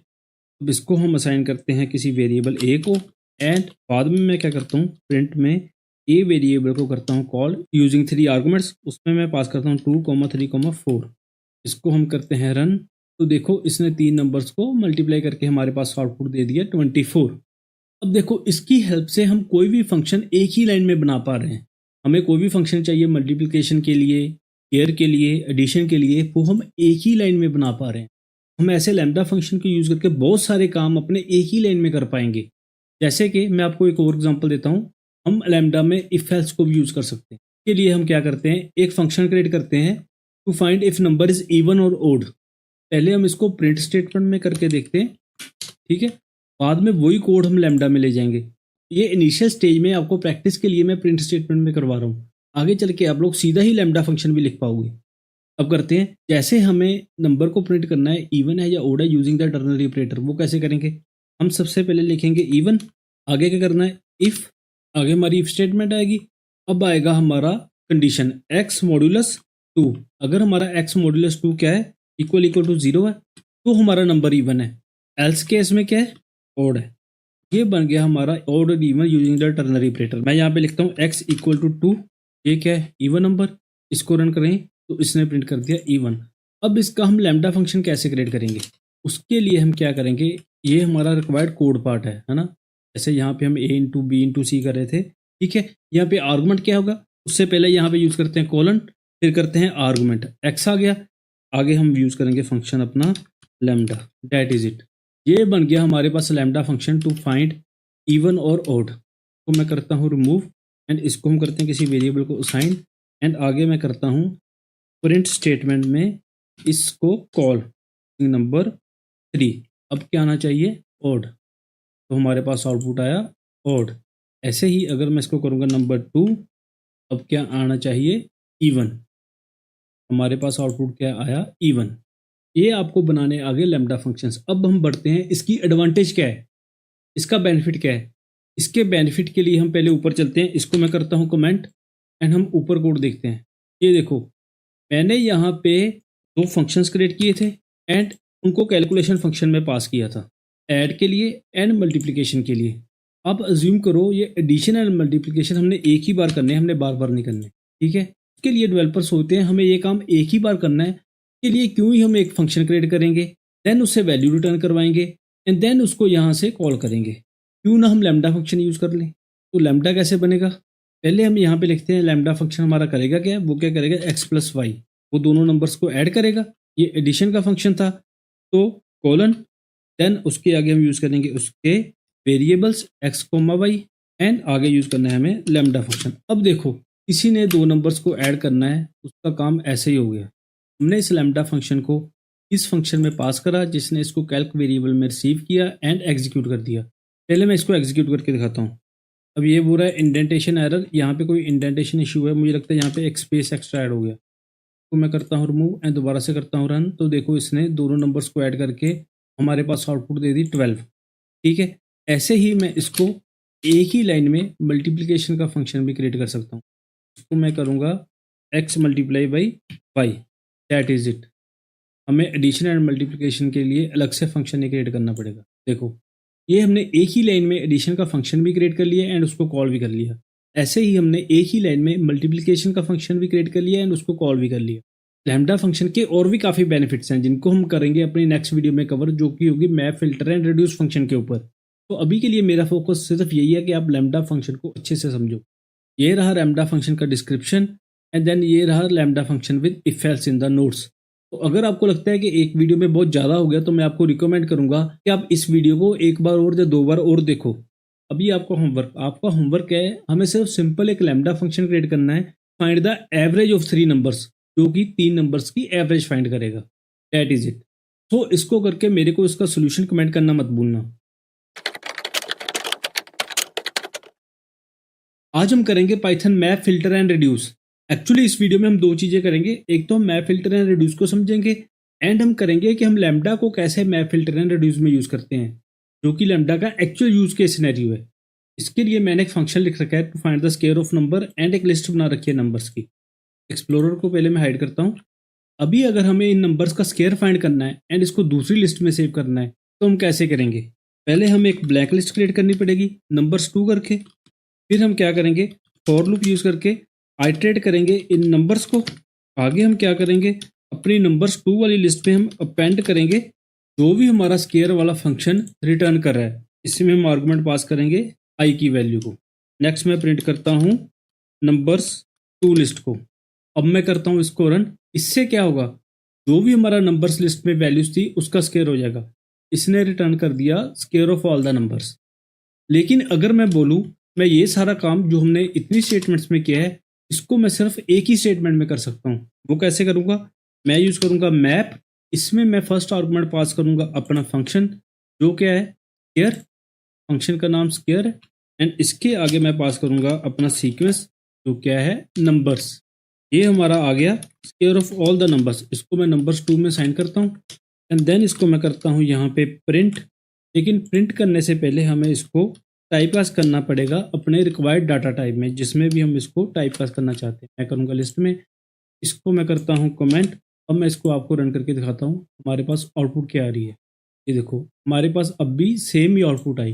ये जो हम इतना लंबा काम यहाँ पे कर रहे हैं इसको हमने सिर्फ एक ही फंक्शन यूज करके कर दिया जो कि है मैप। मैप फंक्शन एक्चुअल में क्या करता है, इसकी डेफिनेशन देखो। Map function applies the specified function. जो भी हम इसमें फंक्शन स्पेसिफाई करें, जैसे कि यहाँ पे हम स्केयर यूज कर रहे थे, ये स्केयर को अप्लाई करेगा to each item of the iterable. ये आइट्रेबल के हर आइटम पे उस फंक्शन को अप्लाई कर देगा। आइट्रेबल मीन्स यहाँ पे हम लिस्ट भी यूज कर सकते हैं, यहाँ पे टुपल या कोई भी आइट्रेबल यूज कर सकते हैं। जैसे कि यहाँ पे इस मैप फंक्शन ने क्या किया, इसने ये स्केयर वाला फंक्शन, ये वाला फंक्शन, ये नंबर्स आइट्रेबल के हर आइटम को अप्लाई कर दिया एंड इसने अपनी आउटपुट नंबर्स 2 वेरिएबल में रिटर्न करवा दी। मैं आपको इसकी आउटपुट के बारे में एक चीज़ बताता हूँ। हमने इसको टाइपकास्ट किया था लिस्ट में।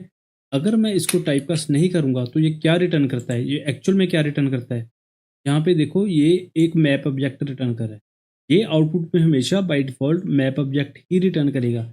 इसको हम फिर आगे टाइपकास्ट कर सकते हैं अपनी रिक्वायर्ड डाटा टाइप में, जैसे कि पहले मैंने लिस्ट में किया था। अब मैं आपको इसको टुपल में करके दिखाता हूँ। तो हमारे पास आउटपुट में टुपल आ गया। इस आउटपुट को हम 2 तरीकों से प्रोसेस कर सकते हैं। आइदर तो हम इसको टाइपकास्ट कर लेंगे अपने रिक्वायर्ड डाटा टाइप में, जो कि हमने कर लिया। आइदर हम क्या करेंगे, इसके लिए एक फॉर लूप यूज कर सकते हैं एंड उसमें हम अपनी आइटम्स को प्रिंट करवा सकते हैं। ठीक है, अगर मैं इसको रन करूंगा तो ये भी इस मैप ऑब्जेक्ट की सारी आइटम्स को प्रिंट कर देगा। ठीक है, इस चीज़ का ध्यान रखना कि मैप फंक्शन हमारे पास कभी भी कोई भी सीधा लिस्ट या टुपल नहीं रिटर्न करता, ये हमें रिटर्न करेगा मैप ऑब्जेक्ट एंड इसको फिर आगे हम टाइपकास्ट कर सकते हैं अपने रिक्वायर्ड डाटा टाइप में। इसको मैं करता हूँ यहाँ से डिलीट, ये हमें नहीं चाहिए। ये हो गया हमारे पास मैप फंक्शन। आगे है हमारे पास मैप विद लैम्डा, इसको हम बाद में करेंगे। आगे हम चलते हैं फिल्टर फंक्शन की ओर। फिल्टर फंक्शन क्या करता है? फिल्टर फंक्शन करता है जो फिल्टर वर्ड का लिटरल मीनिंग है। फिल्टर का मीनिंग क्या है? किसी भी चीज़ को फिल्टर कर देना, मीन्स उसमें से आधी आइटम्स को निकाल देना। तो ऐसे ही फिल्टर फंक्शन क्या करता है, ये भी स्पेसिफाइड फंक्शन को सारे ही आइट्रेबल्स के एलिमेंट्स पे अप्लाई करेगा एंड सिर्फ उन्हीं एलिमेंट्स को रिटर्न करेगा जिनके लिए हमारी कंडीशन ट्रू है। इसको भी मैं एग्जांपल से समझाता हूँ। इसको हम करते हैं कमेंट। लेट अस सपोज हम एक फंक्शन क्रिएट करते हैं फाइंड द इवन नंबर्स। उसमें मैं पास कर रहा हूँ अपना नंबर n। अगर तो ये नंबर मॉड्यूलस 2, आपको मालूम है कि हम इवन कैसे फाइंड करते हैं। अगर तो ये नंबर मॉड्यूलस 2 0 है तो हम रिटर्न करेंगे ट्रू। ठीक है, एल्स में हम क्या रिटर्न करेंगे, यहाँ पे हम रिटर्न करेंगे फॉल्स। यहाँ पे ए आएगा। ठीक है, अब अगर हमें इन नंबर्स में से इवन नंबर को फाइंड करना है तो हम कैसे करेंगे? इसके लिए मैं यूज़ करूँगा फिल्टर फंक्शन। फिल्टर में भी वैसे ही पहले मैं अपना फंक्शन पास करूँगा जिसका नाम है इवन एंड देन मैं अपना नंबर्स वाला आइट्रेबल पास करूँगा। इसको मैं सेव करवाता हूँ num3 में एंड देन लास्ट में प्रिंट करता हूँ num3 को। अब मैं इसको रन करके दिखाता हूँ फिल्टर फंक्शन में रिटर्न क्या कर रहा है। देखो ये रिटर्न कर रहा है फिल्टर ऑब्जेक्ट। जैसे कि मैप फंक्शन हमें रिटर्न करा था मैप ऑब्जेक्ट, अब इसको भी हमें टाइपकास्ट करना पड़ेगा लिस्ट में या टुपल में, जैसे भी आप करना चाहते हो। अब इसको मैं रन करूँगा तो देखो इसने इस लिस्ट में से हमें इवन नंबर्स की लिस्ट प्रोवाइड कर दी। अगर इसको भी हमें फॉर लूप की हेल्प से करना पड़ता तो हमें एक ब्लैंक लिस्ट क्रिएट करनी पड़ती, देन हमें लूप करवाना पड़ता, देन उस लिस्ट में हम वैल्यूज़ को अपेंड करवाएंगे बेस्ड ऑन द कंडीशन। लेकिन फिल्टर की हेल्प से हमने ये काम एक ही लाइन में कर लिया। ये होता है हमारे पास फिल्टर फंक्शन। आगे हम बढ़ते हैं, आगे हमारे पास रिड्यूस फंक्शन। इसको मैं पहले कोड में समझाता हूँ, फिर मैं यहाँ पे डेफिनेशन समझाऊंगा ये है क्या। के लिए हम इसको करते हैं यहाँ पे कमेंट। अब लेट अस सपोज हमारे पास ये लिस्ट है, हमें इन नंबर्स को ऐड करना है, सारे नंबर्स को। तो उसके लिए मैं क्या करता हूँ, सिंपल एक फंक्शन क्रिएट करता हूँ ऐड, एंड उसमें मैं रखता हूँ आर्गुमेंट्स जो क्या है ए एंड बी। देन मैं रिटर्न करता हूँ ए प्लस बी, यहाँ पे स्पेस आएगा। अब मुझे इन सारे नंबर्स को अगर ऐड करना है तो इसी फंक्शन को यूज कर पाऊंगा। वो कैसे? With the help of reduce. यहाँ से इसको मैं रिमूव करता हूँ। मैं इसके लिए क्या करूंगा, रिड्यूस फंक्शन यूज करूंगा, एंड रिड्यूस में फिर से ये ऐड वाला फंक्शन पास करूंगा, एंड देन मैं अपना नंबर्स वाला आइटरेबल पास करूंगा। अब मैं एक चीज बता दूं, अगर आपने रिड्यूस फंक्शन को यूज करना है तो हमें ऊपर इंपोर्ट करना पड़ेगा फंक्टूल्स पैकेज में से रिड्यूस फंक्शन को। के लिए हम फ्रॉम फंक्टूल्स में से इंपोर्ट करेंगे रिड्यूस को। ये हो गया हमारा रिड्यूस का काम, एंड इसकी आउटपुट को मैं रिजल्ट वेरिएबल में सेव करवाता हूँ, एंड रिजल्ट वेरिएबल को मैं करवाता हूँ प्रिंट। अब मैं पहले इसको चला के दिखाता हूँ, फिर समझाता हूँ हो क्या रहा है। ये देखो इसने क्या किया, इसने हमारे पास आउटपुट दी 15, इसने इन सारे नंबर्स को ऐड कर दिया। अब इसको थोड़ा सा समझते हैं ये हो क्या रहा है। ये रिड्यूस फंक्शन क्या कर रहा है, ये इस आइटरेबल में से दो दो एलिमेंट्स को पास कर रहा है। पहले ये पास करेगा इन दो को, 1 एंड 2 को, इसका क्या सम बना 3। देन ये पास करेगा ये वाले 3 को एंड ये वाले 3 को, इसका क्या सम बना 6। देन ये पास करेगा ये वाले 6 को एंड ये वाले 4 को, इसका क्या सम बना 10। लास्ट में ये पास करेगा इस 10 को एंड ये वाले 5 को, इसका क्या सम बना हमारे पास 15। आउटपुट आई हमारे पास 15। ठीक है, ऐसे काम करता है ये रिड्यूस फंक्शन। का नाम रिड्यूस भी इसलिए रखा गया है क्योंकि ये इस सीक्वेंस को एक वैल्यू में रिड्यूस कर रहा है। ठीक है, एंड एक चीज और नोट करो, हमारे पास मैप फंक्शन था जो क्या रिटर्न कर रहा था मैप ऑब्जेक्ट, फिल्टर फंक्शन था जो क्या रिटर्न कर रहा था फिल्टर ऑब्जेक्ट। लेकिन रिड्यूस फंक्शन ऐसा नहीं कर रहा। रिड्यूस फंक्शन हमारे पास सीधी ही वैल्यू रिटर्न कर रहा है। रिड्यूस फंक्शन ने जो भी वैल्यू रिटर्न कराई वही हमने सीधा प्रिंट कर दी, एंड उसकी वैल्यू क्या आई यहाँ पे 15। इस चीज को याद रखना, एक तो रिड्यूस फंक्शन हमें सीधा वैल्यू रिटर्न कर रहा है, दूसरी चीज क्या है, इसको यूज करने के लिए हमें फंक्टूल पैकेज में से रिड्यूस को इंपोर्ट करना पड़ेगा। ये हो गया हमारे पास रिड्यूस फंक्शन। अब मैं दिखाता हूँ आपको लैम्डा का मैजिक। इसको मैं करता हूँ यहाँ पे कमेंट, क्योंकि ये सारे हमें अभी चाहिए होंगे। ठीक है, हम ऊपर मूव करते हैं पहले अपने मैप फंक्शन की। मैप फंक्शन में हम क्या कर रहे थे, इसको थोड़ा सा रिवाइज करते हैं। हमने यहाँ पे एक स्केयर का फंक्शन बना रखा था। ये मैप फंक्शन क्या कर रहा था, ये नंबर्स आइटरेबल के सारे एलिमेंट्स को इस स्केयर फंक्शन से मैप कर रहा था, एंड आउटपुट में हमें सभी का स्केयर रिटर्न कर रहा था। ये था हमारे पास मैप फंक्शन। अब मैं क्या करता हूँ, इसको भी करता हूँ कमेंट, ये हमें नहीं चाहिए। यहाँ पे मैं यूज करूंगा लैम्डा। के लिए हम क्या करते हैं, लैम्डा कीवर्ड यूज करते हैं, एंड इसमें आर्गुमेंट क्या होगा हमारे पास x, एंड ये करेगा क्या, x का स्केयर, दैट इज इट। अब देखो, पहले हमने इतना बड़ा काम जो कि हमारी लूप को यूज करके हो रहा था उसको हमने कम किया यूजिंग द मैप फंक्शन। ठीक है, अब हमने उसको भी कम कर दिया यूजिंग द लैम्डा, यहाँ पे LAMB आएगा, उसको भी हमने कम कर दिया यूजिंग द लैम्डा फंक्शन। अब हमारा ये सारा काम सिर्फ इस लाइन से हो रहा है, एक ही लाइन से, यूजिंग द लैम्डा फंक्शन। ये है पावर लैम्डा की। अब मैं इसको रन करता हूँ तो देखो हमारे पास आया square of all the numbers. यहाँ पे हमारे इस स्केयर फंक्शन का काम ये लैम्डा कर रहा है। ठीक है, जैसे कि मैंने आपको पिछली वीडियो में बताया था कि हम फंक्शन को एज ए आर्गूमेंट भी पास कर सकते हैं, तो यहाँ पे हम इस स्केयर फंक्शन को एज ए आर्गूमेंट यूज कर रहे थे, इस मैप में इसको पास कर रहे थे। लेकिन अब हम ये लैम्डा को ही मैप में सीधा पास करें, तो इससे हमारा काम सिर्फ एक ही लाइन में बन गया। ये रहा benefit in case of map function. इसको अब मैं करता हूँ कमेंट। अब हम बढ़ते हैं अपने फिल्टर फंक्शन की ओर। फिल्टर फंक्शन में हम यहाँ पे क्या कर रहे थे, हमने एक फंक्शन बना रखा था टू फाइंड द इवन, जो कि ट्रू रिटर्न करता था अगर हमारा नंबर इवन है। तो फिल्टर फंक्शन इस फंक्शन को मैप कर रहा था हमारी नंबर्स लिस्ट से। तो अब हम इसको भी रिमूव कर देंगे, ये भी हमें नहीं चाहिए। मैं यहाँ पे फिर से यूज़ करता हूँ लैम्डा, एंड इसमें हम एक ही आर्गुमेंट रखेंगे x, एंड इसमें हम काम क्या करेंगे, अगर हमारा x मॉड्यूलस 2 है 0 तो ये ट्रू रिटर्न करेगा, अदरवाइज ये फॉल्स रिटर्न करेगा। अब इसको मैं पहले रन करके दिखाता हूँ। देखो आ गई हमारे पास आउटपुट में even of all the numbers.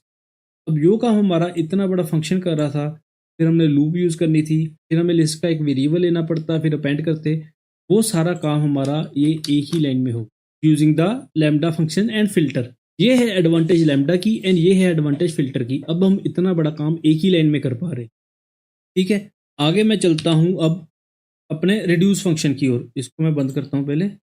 अब हम देखते हैं हम रिड्यूस फंक्शन में क्या कर रहे थे। इससे आपकी मैप फिल्टर एंड रिड्यूस की रिवीजन भी होगी साथ के साथ।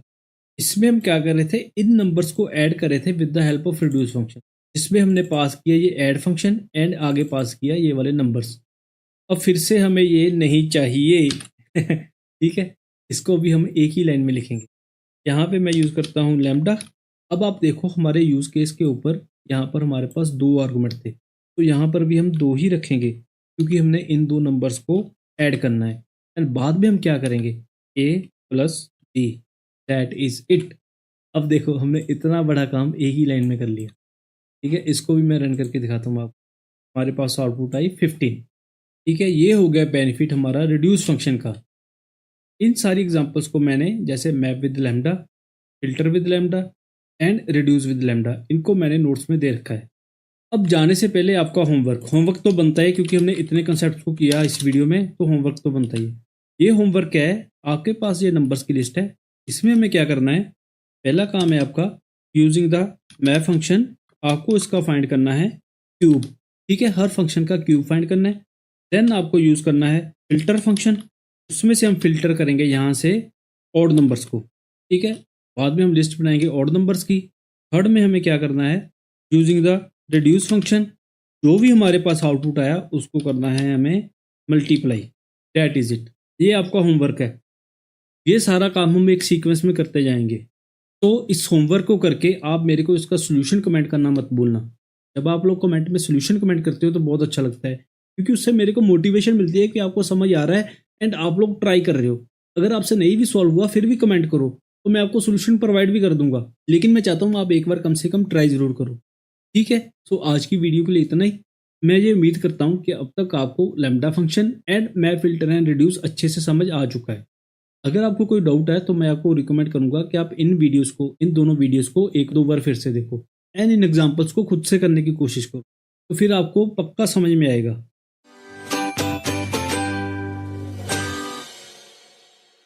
आज हम करेंगे पाइथन फंक्शन से रिलेटेड कुछ प्रैक्टिस क्वेश्चंस।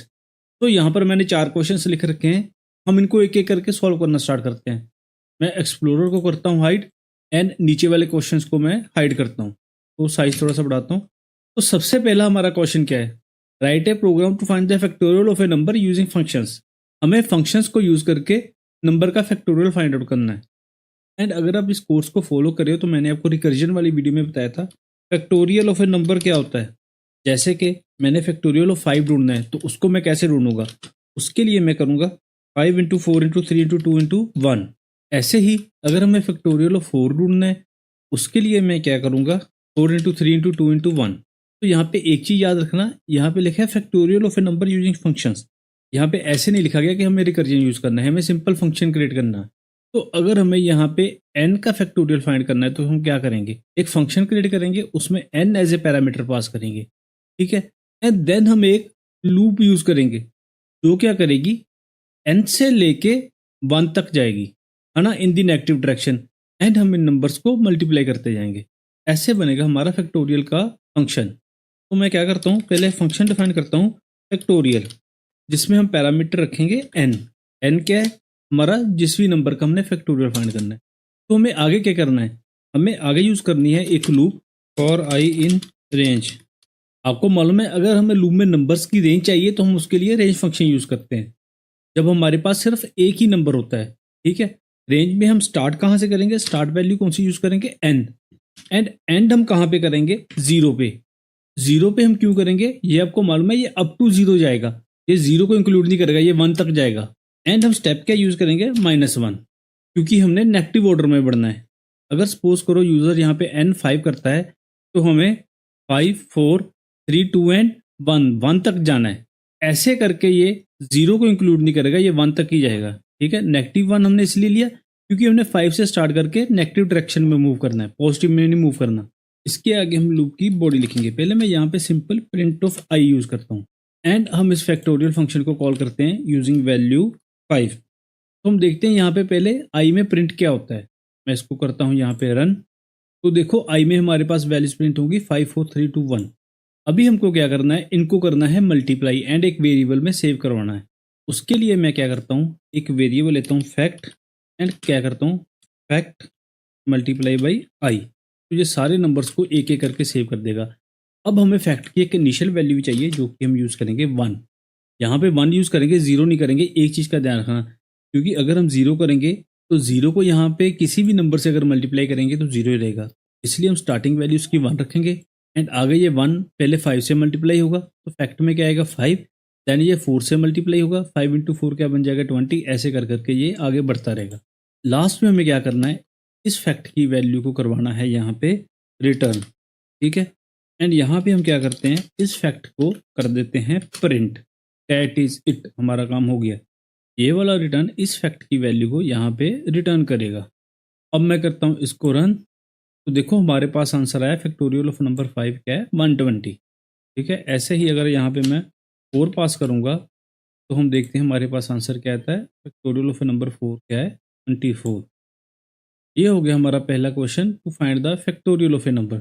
ठीक है, इसको मैं करता हूँ कमेंट। तो हम मूव करते हैं अपने सेकंड क्वेश्चन की। सेकंड क्वेश्चन हमारे पास क्या है, यहाँ पे इसको मैं करता हूँ बंद एंड इनको मैं करता हूँ हाइड, सो डैट हमारा फोकस सिर्फ सेकंड क्वेश्चन की ओर हो। सेकंड क्वेश्चन हमारे पास क्या है, हमारे पास 2 लिस्ट गिवन है। हमें करना क्या है, write a program to create a list of tuples. हमें लिस्ट ऑफ टुपल बनानी है so that each tuple contain 1 element from the first list. हर टुपल में क्या हो, एक एलिमेंट फर्स्ट लिस्ट से हो and second element from the second list, दूसरा एलिमेंट सेकंड लिस्ट से हो। You can use map filter और रिड्यूस। यहाँ पे हमें मैप फिल्टर और रिड्यूस को यूज करना है।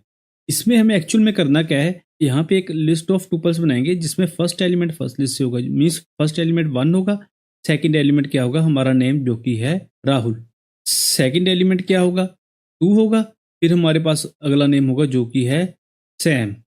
ठीक है, ऐसे करके हम इसमें आगे बढ़ते जाएंगे। तो जैसे कि यहाँ पे मैंशनड है, हमें मैप फिल्टर और रिड्यूस को यूज करना है। तो उसके लिए हम क्या करेंगे, पहले तो मैं क्या करता हूँ, इन लिस्ट को करता हूँ यहाँ पे डिक्लेयर। अभी देखना हम कितनी जल्दी एक ही लाइन में इस क्वेश्चन को सॉल्व कर देंगे। यहाँ पे हम क्या करते हैं, यूज करते हैं मैप फंक्शन। ठीक है, मैप फंक्शन यूज करेंगे। मैप फंक्शन क्या करेगा, उसमें हम इस लिस्ट के एलिमेंट्स को पास करेंगे एंड इस लिस्ट के एलिमेंट्स को पास करेंगे और वो उसका टुपल क्रिएट कर देगा। वो कैसे करेगा, पहले तो हम क्या करते हैं, एक फंक्शन क्रिएट करते हैं डेफ टुपल TUP, मैं जान के नाम इसका TUP रखता हूँ एंड उसमें हम रखते हैं 2 आर्गुमेंट्स x, y। ठीक है, 2 आर्गुमेंट क्या होंगे, एक एलिमेंट फर्स्ट वाली लिस्ट का होगा, सेकंड एलिमेंट सेकंड वाली लिस्ट का होगा एंड ये रिटर्न क्या करेगा, इसमें हम यूज करते हैं रिटर्न x, y। ये x, y को रिटर्न कर देगा। जब हम ऐसे x, y लिखते हैं तो ये क्या रिटर्न करता है हमें टुपल।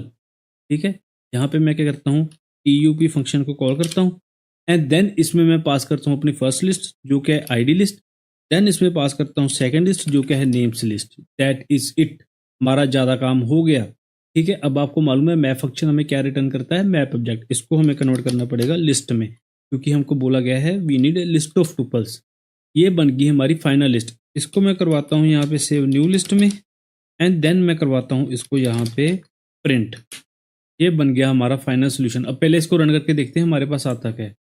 देखो हमारे पास क्या आया, लिस्ट ऑफ टुपल्स। ठीक है, फर्स्ट एलिमेंट हमारे पास फर्स्ट लिस्ट में से है एंड सेकंड लिस्ट में से, then again first list, then again second list, then again first list and then again second list. लेकिन मैंने आपको स्टार्टिंग में बोला था हम इसको एक ही लाइन में करेंगे, तो मैं अभी इसको एक लाइन में करके दिखाता हूँ। मैं इसको करता हूँ यहाँ से कमेंट, हम ये वाला टुप फंक्शन यूज़ करेंगे। उसके लिए हम क्या करेंगे, यहाँ पे यूज़ करते हैं लैम्डा फंक्शन। अब देखो लैम्डा फंक्शन भी क्रिएट करने की हमारी प्रैक्टिस होगी इससे। लैम्डा में हमारे पास कौन से 2 आर्गूमेंट होने चाहिए, x, y। तो मैं यहाँ पे यूज़ करता हूँ x, y। आगे हम यूज़ करेंगे कोलन। देन हमें लैम्डा फंक्शन में से रिटर्न क्या करना है, x, y का टुपल, दैट इज इट। अब देखो हमने एक ही लाइन में इसको लिस्ट ऑफ टुपल्स क्रिएट कर दिया। अगर आपको ये लगता है ये दूसरी लाइन है, मैं यहाँ से इसको भी रिमूव करता हूँ एंड इसको यहाँ पे यूज करता हूँ प्रिंट। देखो हो गया हमारा क्वेश्चन सॉल्व एक ही लाइन में। पहले इसको रन नहीं करके देखते हैं, ऐसा ना हो यहाँ पे कोई एरर आए। तो देखो हमारे पास आंसर आ गया लिस्ट ऑफ टुप, सेम आंसर आया जो कि हम जब टुप फंक्शन यूज करें को हमने सॉल्व किया एक ही लाइन में। This is the power of Python, power of lambda and math function. ठीक है। चलो इसको हम करते हैं कमेंट। आगे हम बढ़ते हैं अपने थर्ड क्वेश्चन की ओर। थर्ड क्वेश्चन क्या है, इसको मैं पहले क्लोज करता हूँ। थर्ड क्वेश्चन क्या है, हमें इन नेम्स की लिस्ट को अपर केस में कन्वर्ट करना है। अब ये भी बहुत आसान काम है। इसमें भी हम क्या करेंगे, इसमें हम क्या करेंगे, सिंपली यूज करेंगे मैप फंक्शन। मैप में हमें एक्चुअल में करना क्या है, मैं जानबूझ के यहाँ पे फंक लिखता हूँ। ठीक है, सपोज कर दो ये हमारे पास कोई फंक्शन है लेकिन हमने अभी क्रिएट नहीं किया। हमें ऐसा एक फंक्शन क्रिएट करना है जो कि इस लिस्ट में से हर एक आइटम को अपर केस में कन्वर्ट कर दे। ठीक है, हमें ये वाला फंक्शन क्रिएट करना है। इस बार क्या करेंगे, हम सीधा ही लैम्डा यूज करने की कोशिश करेंगे। लैम्डा को यूज करने के लिए हमने क्या करना है, lambda as a keyword use करना है एंड देन उसके आर्गुमेंट। आर्गुमेंट हमारे पास होगा एक्स। एक्स में हमारे पास क्या आएगा, इस लिस्ट का सिंगल स्ट्रिंग। जैसे कि पहले राहुल आएगा, देन सैम, देन स्टीव। अब हमें इस स्ट्रिंग पे ऑपरेशन क्या परफॉर्म करना है, इस स्ट्रिंग को हमें कन्वर्ट करना है अपर में। ये हो गया हमारा थर्ड क्वेश्चन वी सॉल्व। इसको हम कन्वर्ट करेंगे लिस्ट में, क्योंकि आपको मालूम है हमें मैप फंक्शन की आउटपुट को लिस्ट में कन्वर्ट करना पड़ता है। एंड देन इसको मैं सेव करवाऊंगा न्यू नेम्स वेरिएबल में। इसको हम करते हैं यहाँ पे प्रिंट एंड चेक करते हैं हमारे पास डिजायर्ड आउटपुट आ रही है या नहीं आ रही। तो देखो हमारे ये नेम्स हो गए कन्वर्ट अपर केस में। ये हो गया हमारे पास थर्ड क्वेश्चन। हमारे पास फोर्थ क्वेश्चन क्या है, write a program to print Fibonacci series using recursion. हमें फिबोनाची सीरीज को प्रिंट करना है यूजिंग रिकर्जन। मैंने आपको बताया था इसको कभी कभी हम लोग फिबोनाकी भी प्रोनाउंस करते हैं, लेकिन इसकी एक्चुअल प्रोनाउंसिएशन फिबोनाची होती है। लेकिन हमारे मुंह पे फिबोनाकी ही चढ़ा हुआ है। तो फिबोनाची सीरीज क्या होती है, ये स्टार्ट होती है 0 एंड 1 से। एंड इसमें हम आगे क्या करते हैं, नंबर्स को ऐड करते जाते हैं। जैसे 0 एंड 1 को ऐड करेंगे तो हमारे पास आएगा 1, देन 1 एंड 1 को ऐड करेंगे हमारे पास आएगा 2, देन 1 एंड 2 को ऐड करेंगे हमारे पास आएगा 3, देन 2 एंड 3 को ऐड करेंगे हमारे पास आएगा 5, देन 3 एंड 5 को ऐड करेंगे हमारे पास आएगा 8 एंड ऐसे करके ये आगे बढ़ती जाएगी। ठीक है, इसको प्रिंट करने के लिए हमें फंक्शन क्रिएट करना है एंड हमें इसको यूजिंग रिकर्जन करना है। इसको रिकर्जन से करने के लिए हमारे पास कई वेज हैं, लेकिन पहले मैं आपको बिल्कुल सिंपल वाला समझाऊंगा जिससे हमें ये क्लियर हो कि ये यहाँ पे हो क्या रहा है। बाद में हम उस प्रोग्राम को थोड़ा सा इंप्रूव कर देंगे। ठीक है, पहले हम अपना प्रोग्राम लिखना स्टार्ट करते हैं। मैं प्रोग्राम क्रिएट करता हूँ एक फीबो करके एंड जिसमें हम पैरामीटर रखते हैं अपना n। इस रेंज तक हमें फिबोनाची सीरीज को फाइंड करना है। जैसे कि मैंने बताया इसमें हमारे पास दो नंबर्स पहले से हैं 0 एंड 1। देन हम इन दोनों को करेंगे ऐड, हमारे पास बनेगा थर्ड नंबर। देन हम लास्ट वाले दो नंबर्स को फिर से करेंगे ऐड, देन हमारे पास बनेगा नेक्स्ट नंबर। तो अगर हमें इस नंबर को फाइंड करना है, ये 2 को फाइंड करना है, तो हमें क्या करना पड़ेगा, लेट अस सपोज ये हमारे पास क्या है n। तो हमें n को फाइंड करने के लिए क्या करना पड़ेगा, हमें करना है n-1। ये बन गया हमारा n-1 एंड ये बन गया हमारा n-2। n-1 एंड n-2 को हम ऐड कर देंगे। ठीक है, हम क्या करते हैं, इस फीबो को कॉल करते हैं यूजिंग पैरामीटर n-1। ठीक है, जो भी हमारे पास n-1 की वैल्यू आएगी उसमें हम क्या ऐड करेंगे, फिर से फीबो को कॉल करेंगे यूजिंग पैरामीटर n-2। ये बन गया हमारे पास मेन लॉजिक। ठीक है, हमें हर बार क्या करना है, n-1 एंड n-2 को ऐड करना है। जैसे हमें ये 1 भी फाइंड करना है तो हमें क्या करना था, 1 के लिए ये वाला हमारा हो गया n-1 एंड ये हो गया हमारा n-2। तो ऐसे करके हम अपनी फिबोनाची सीरीज का नेक्स्ट एलिमेंट फाइंड कर सकते हैं। इसको मैं करूंगा रिटर्न। ये बन गया हमारी रिकर्सिव कॉल्स, लेकिन अभी हमें बेस कंडीशन भी ऐड करनी है। बेस कंडीशन मीन्स जिस कंडीशन पे ये रिकर्सिव कॉल्स को स्टॉप करेगा। तो उसके लिए हम बेस कंडीशन क्या करते हैं, हम इन्हीं बेस वैल्यूज को बेस कंडीशन में यूज करेंगे, 1 को एंड 0 को। वो कैसे, अगर तो n हमारे पास आता है 0 तो हम क्या रिटर्न करेंगे, 0। ठीक है, बाद में हम दूसरा केस यूज करते हैं एलिफ को यूज करके। अगर तो n हमारे पास आता है 1, अगर n की वैल्यू हमारे पास 1 है तो हम क्या रिटर्न करेंगे वहाँ पे 1, एंड ये वाला लास्ट वाला रिटर्न भी बन जाएगा हमारा एल्स केस। ठीक है, इसको भी मैं इंडेंट करता हूँ। ये बन गया हमारा main program to find the Fibonacci series. अब मैं क्या करता हूँ, आपको इसको कॉल करके दिखाता हूँ कि यहाँ पे हो क्या रहा है। अगर मैं यहाँ पे पास करता हूँ 0, इसको कॉल करने से पहले मैं इसको करता हूँ क्लियर, एंड देखो अब 0 पास करते हैं तो हमारे पास क्या आता है, यहाँ पे कुछ आंसर नहीं आया क्योंकि मैंने यहाँ पे को प्रिंट नहीं किया। इसको हमें करना पड़ेगा यहाँ पे प्रिंट। अब मैं करता हूँ इसको फिर से रन, तो देखो हमारे पास आया 0। ठीक है, 0 पे 0 आया, इसको याद रखना। अब मैं करूँगा 1, 1 पे हमारे पास क्या आया, 1 पे 1 आया। फिर मैं करता हूँ नेक्स्ट एलिमेंट। नेक्स्ट एलिमेंट हमें कौन सा फाइंड करना है, 2। अब देखते हैं 2 पे हमारे पास क्या आता है, 2 पे हमारे पास आया फिर से 1। अब करते हैं नेक्स्ट 3, 3 पे हमारे पास क्या आता है, 3 पे आया 2। ठीक है, अब मैं करता हूँ यहाँ पे 4, ये लास्ट है, 4 पे हमारे पास आया 3। इसको मैं क्लोज करता हूँ। अब हम देखते हैं यहाँ पे जब हम नंबर पास कर रहे हैं तो हो क्या रहा है। जब हमने यहाँ पे पास किया 0 तो हमें आउटपुट में क्या आया, 0। जब हमने यहाँ पे पास किया 1 हमें आउटपुट में क्या आया, 1। जब हमने यहाँ पे पास किया 2 हमें आउटपुट में क्या आया, फिर से 1 आया था। जब हमने यहाँ पे पास किया 3 हमें आउटपुट में क्या आया, इन दोनों का सम हो के 2। जब हमने पास किया 4 हमें आउटपुट में क्या आया, इन दोनों का सम हो के 3। ठीक है, जैसे जैसे हम यहाँ पे नेक्स्ट नंबर पास करते हैं वैसे वैसे ये लास्ट 2 नंबर्स का सम प्रिंट कर रहा है। ठीक है, एंड अब ये चल कैसे रहा है, ये कर कैसे रहा है, ये देखते हैं। जब हमने यहाँ पे 4 पास किया तो हमने n क्या पास किया, 4। ठीक है, यहाँ पे n आया 4, ये वाली कंडीशन फॉल्स हुई, ये वाली फॉल्स हुई। तो यहाँ पे फीबो को n-1 एंड n-2 से हमने दोबारा से कॉल किया। मैं फीबो को यहाँ पे f लिखता हूँ। हमने क्या किया, n-1 हमारे पास क्या बनेगा, 4-1 3। हमने इसको फिर से कॉल किया एंड प्लस किया f2 को, 4-2 क्या बना, 2। ये हो गया। अब ये यहाँ पे 3 किया, यहाँ पे गया 2। ठीक है, अब जब 3 यहाँ पे जाएगा तो क्या बनेगा, ये वाली कंडीशन फिर से फॉल्स हुई, ये भी फॉल्स हुई, तो ये फिर से यहाँ पे आएगा। तो ये क्या करेगा, इसको ब्रेक करेगा। f ऑफ n-1 क्या बनेगा, 2 प्लस f ऑफ n-2 वो क्या बनेगा, 1। ऐसे ही ये प्लस ऐसे रहेगा। जब हम 2 पास करें तो क्या होगा, यहाँ से यहाँ पर गया 2, तो क्या बना, ये भी फिर से फॉल्स हुई, ये भी फॉल्स हुई। तो यहाँ पे क्या हुआ, इसने क्या किया, n-1 मीन्स इसने फिर से कॉल किया f ऑफ 2-1 क्या बना, 1, एंड फिर से कॉल किया f ऑफ 0 को। अब इससे अगले लेवल पे क्या होगा, ये देखो यहाँ पे ये फिर से f ऑफ 2 को कॉल करेगा। ठीक है, जब f ऑफ 2 यहाँ पे आया तो क्या हुआ, ये कंडीशन फिर से फॉल्स, ये भी फॉल्स। इसने क्या किया, f ऑफ 2-1 किया, जो क्या बना f ऑफ 1, इसने उसको 1 से कॉल किया, एंड दोबारा से इसने प्लस किया f ऑफ 0। ठीक है, यहाँ पे भी f आएगा। इतना क्लियर है। अब जब f ऑफ 1 गया, यहाँ से f की वैल्यू जब 1 जाएगी, 1, तो क्या होगा, 1 गई तो ये वाली कंडीशन मीट कर गई। इसने क्या रिटर्न किया, 1, मीन्स हमारे पास आ गया 1। फिर आगे गया हमारे पास यहाँ पे f ऑफ 1, f ऑफ 1 पे फिर आएगा 1, देन f ऑफ 0।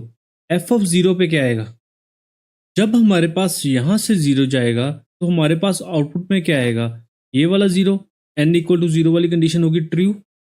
ठीक है, तो इस केस में हमारे पास आएगा 0। ठीक है, हम आगे बढ़ते हैं।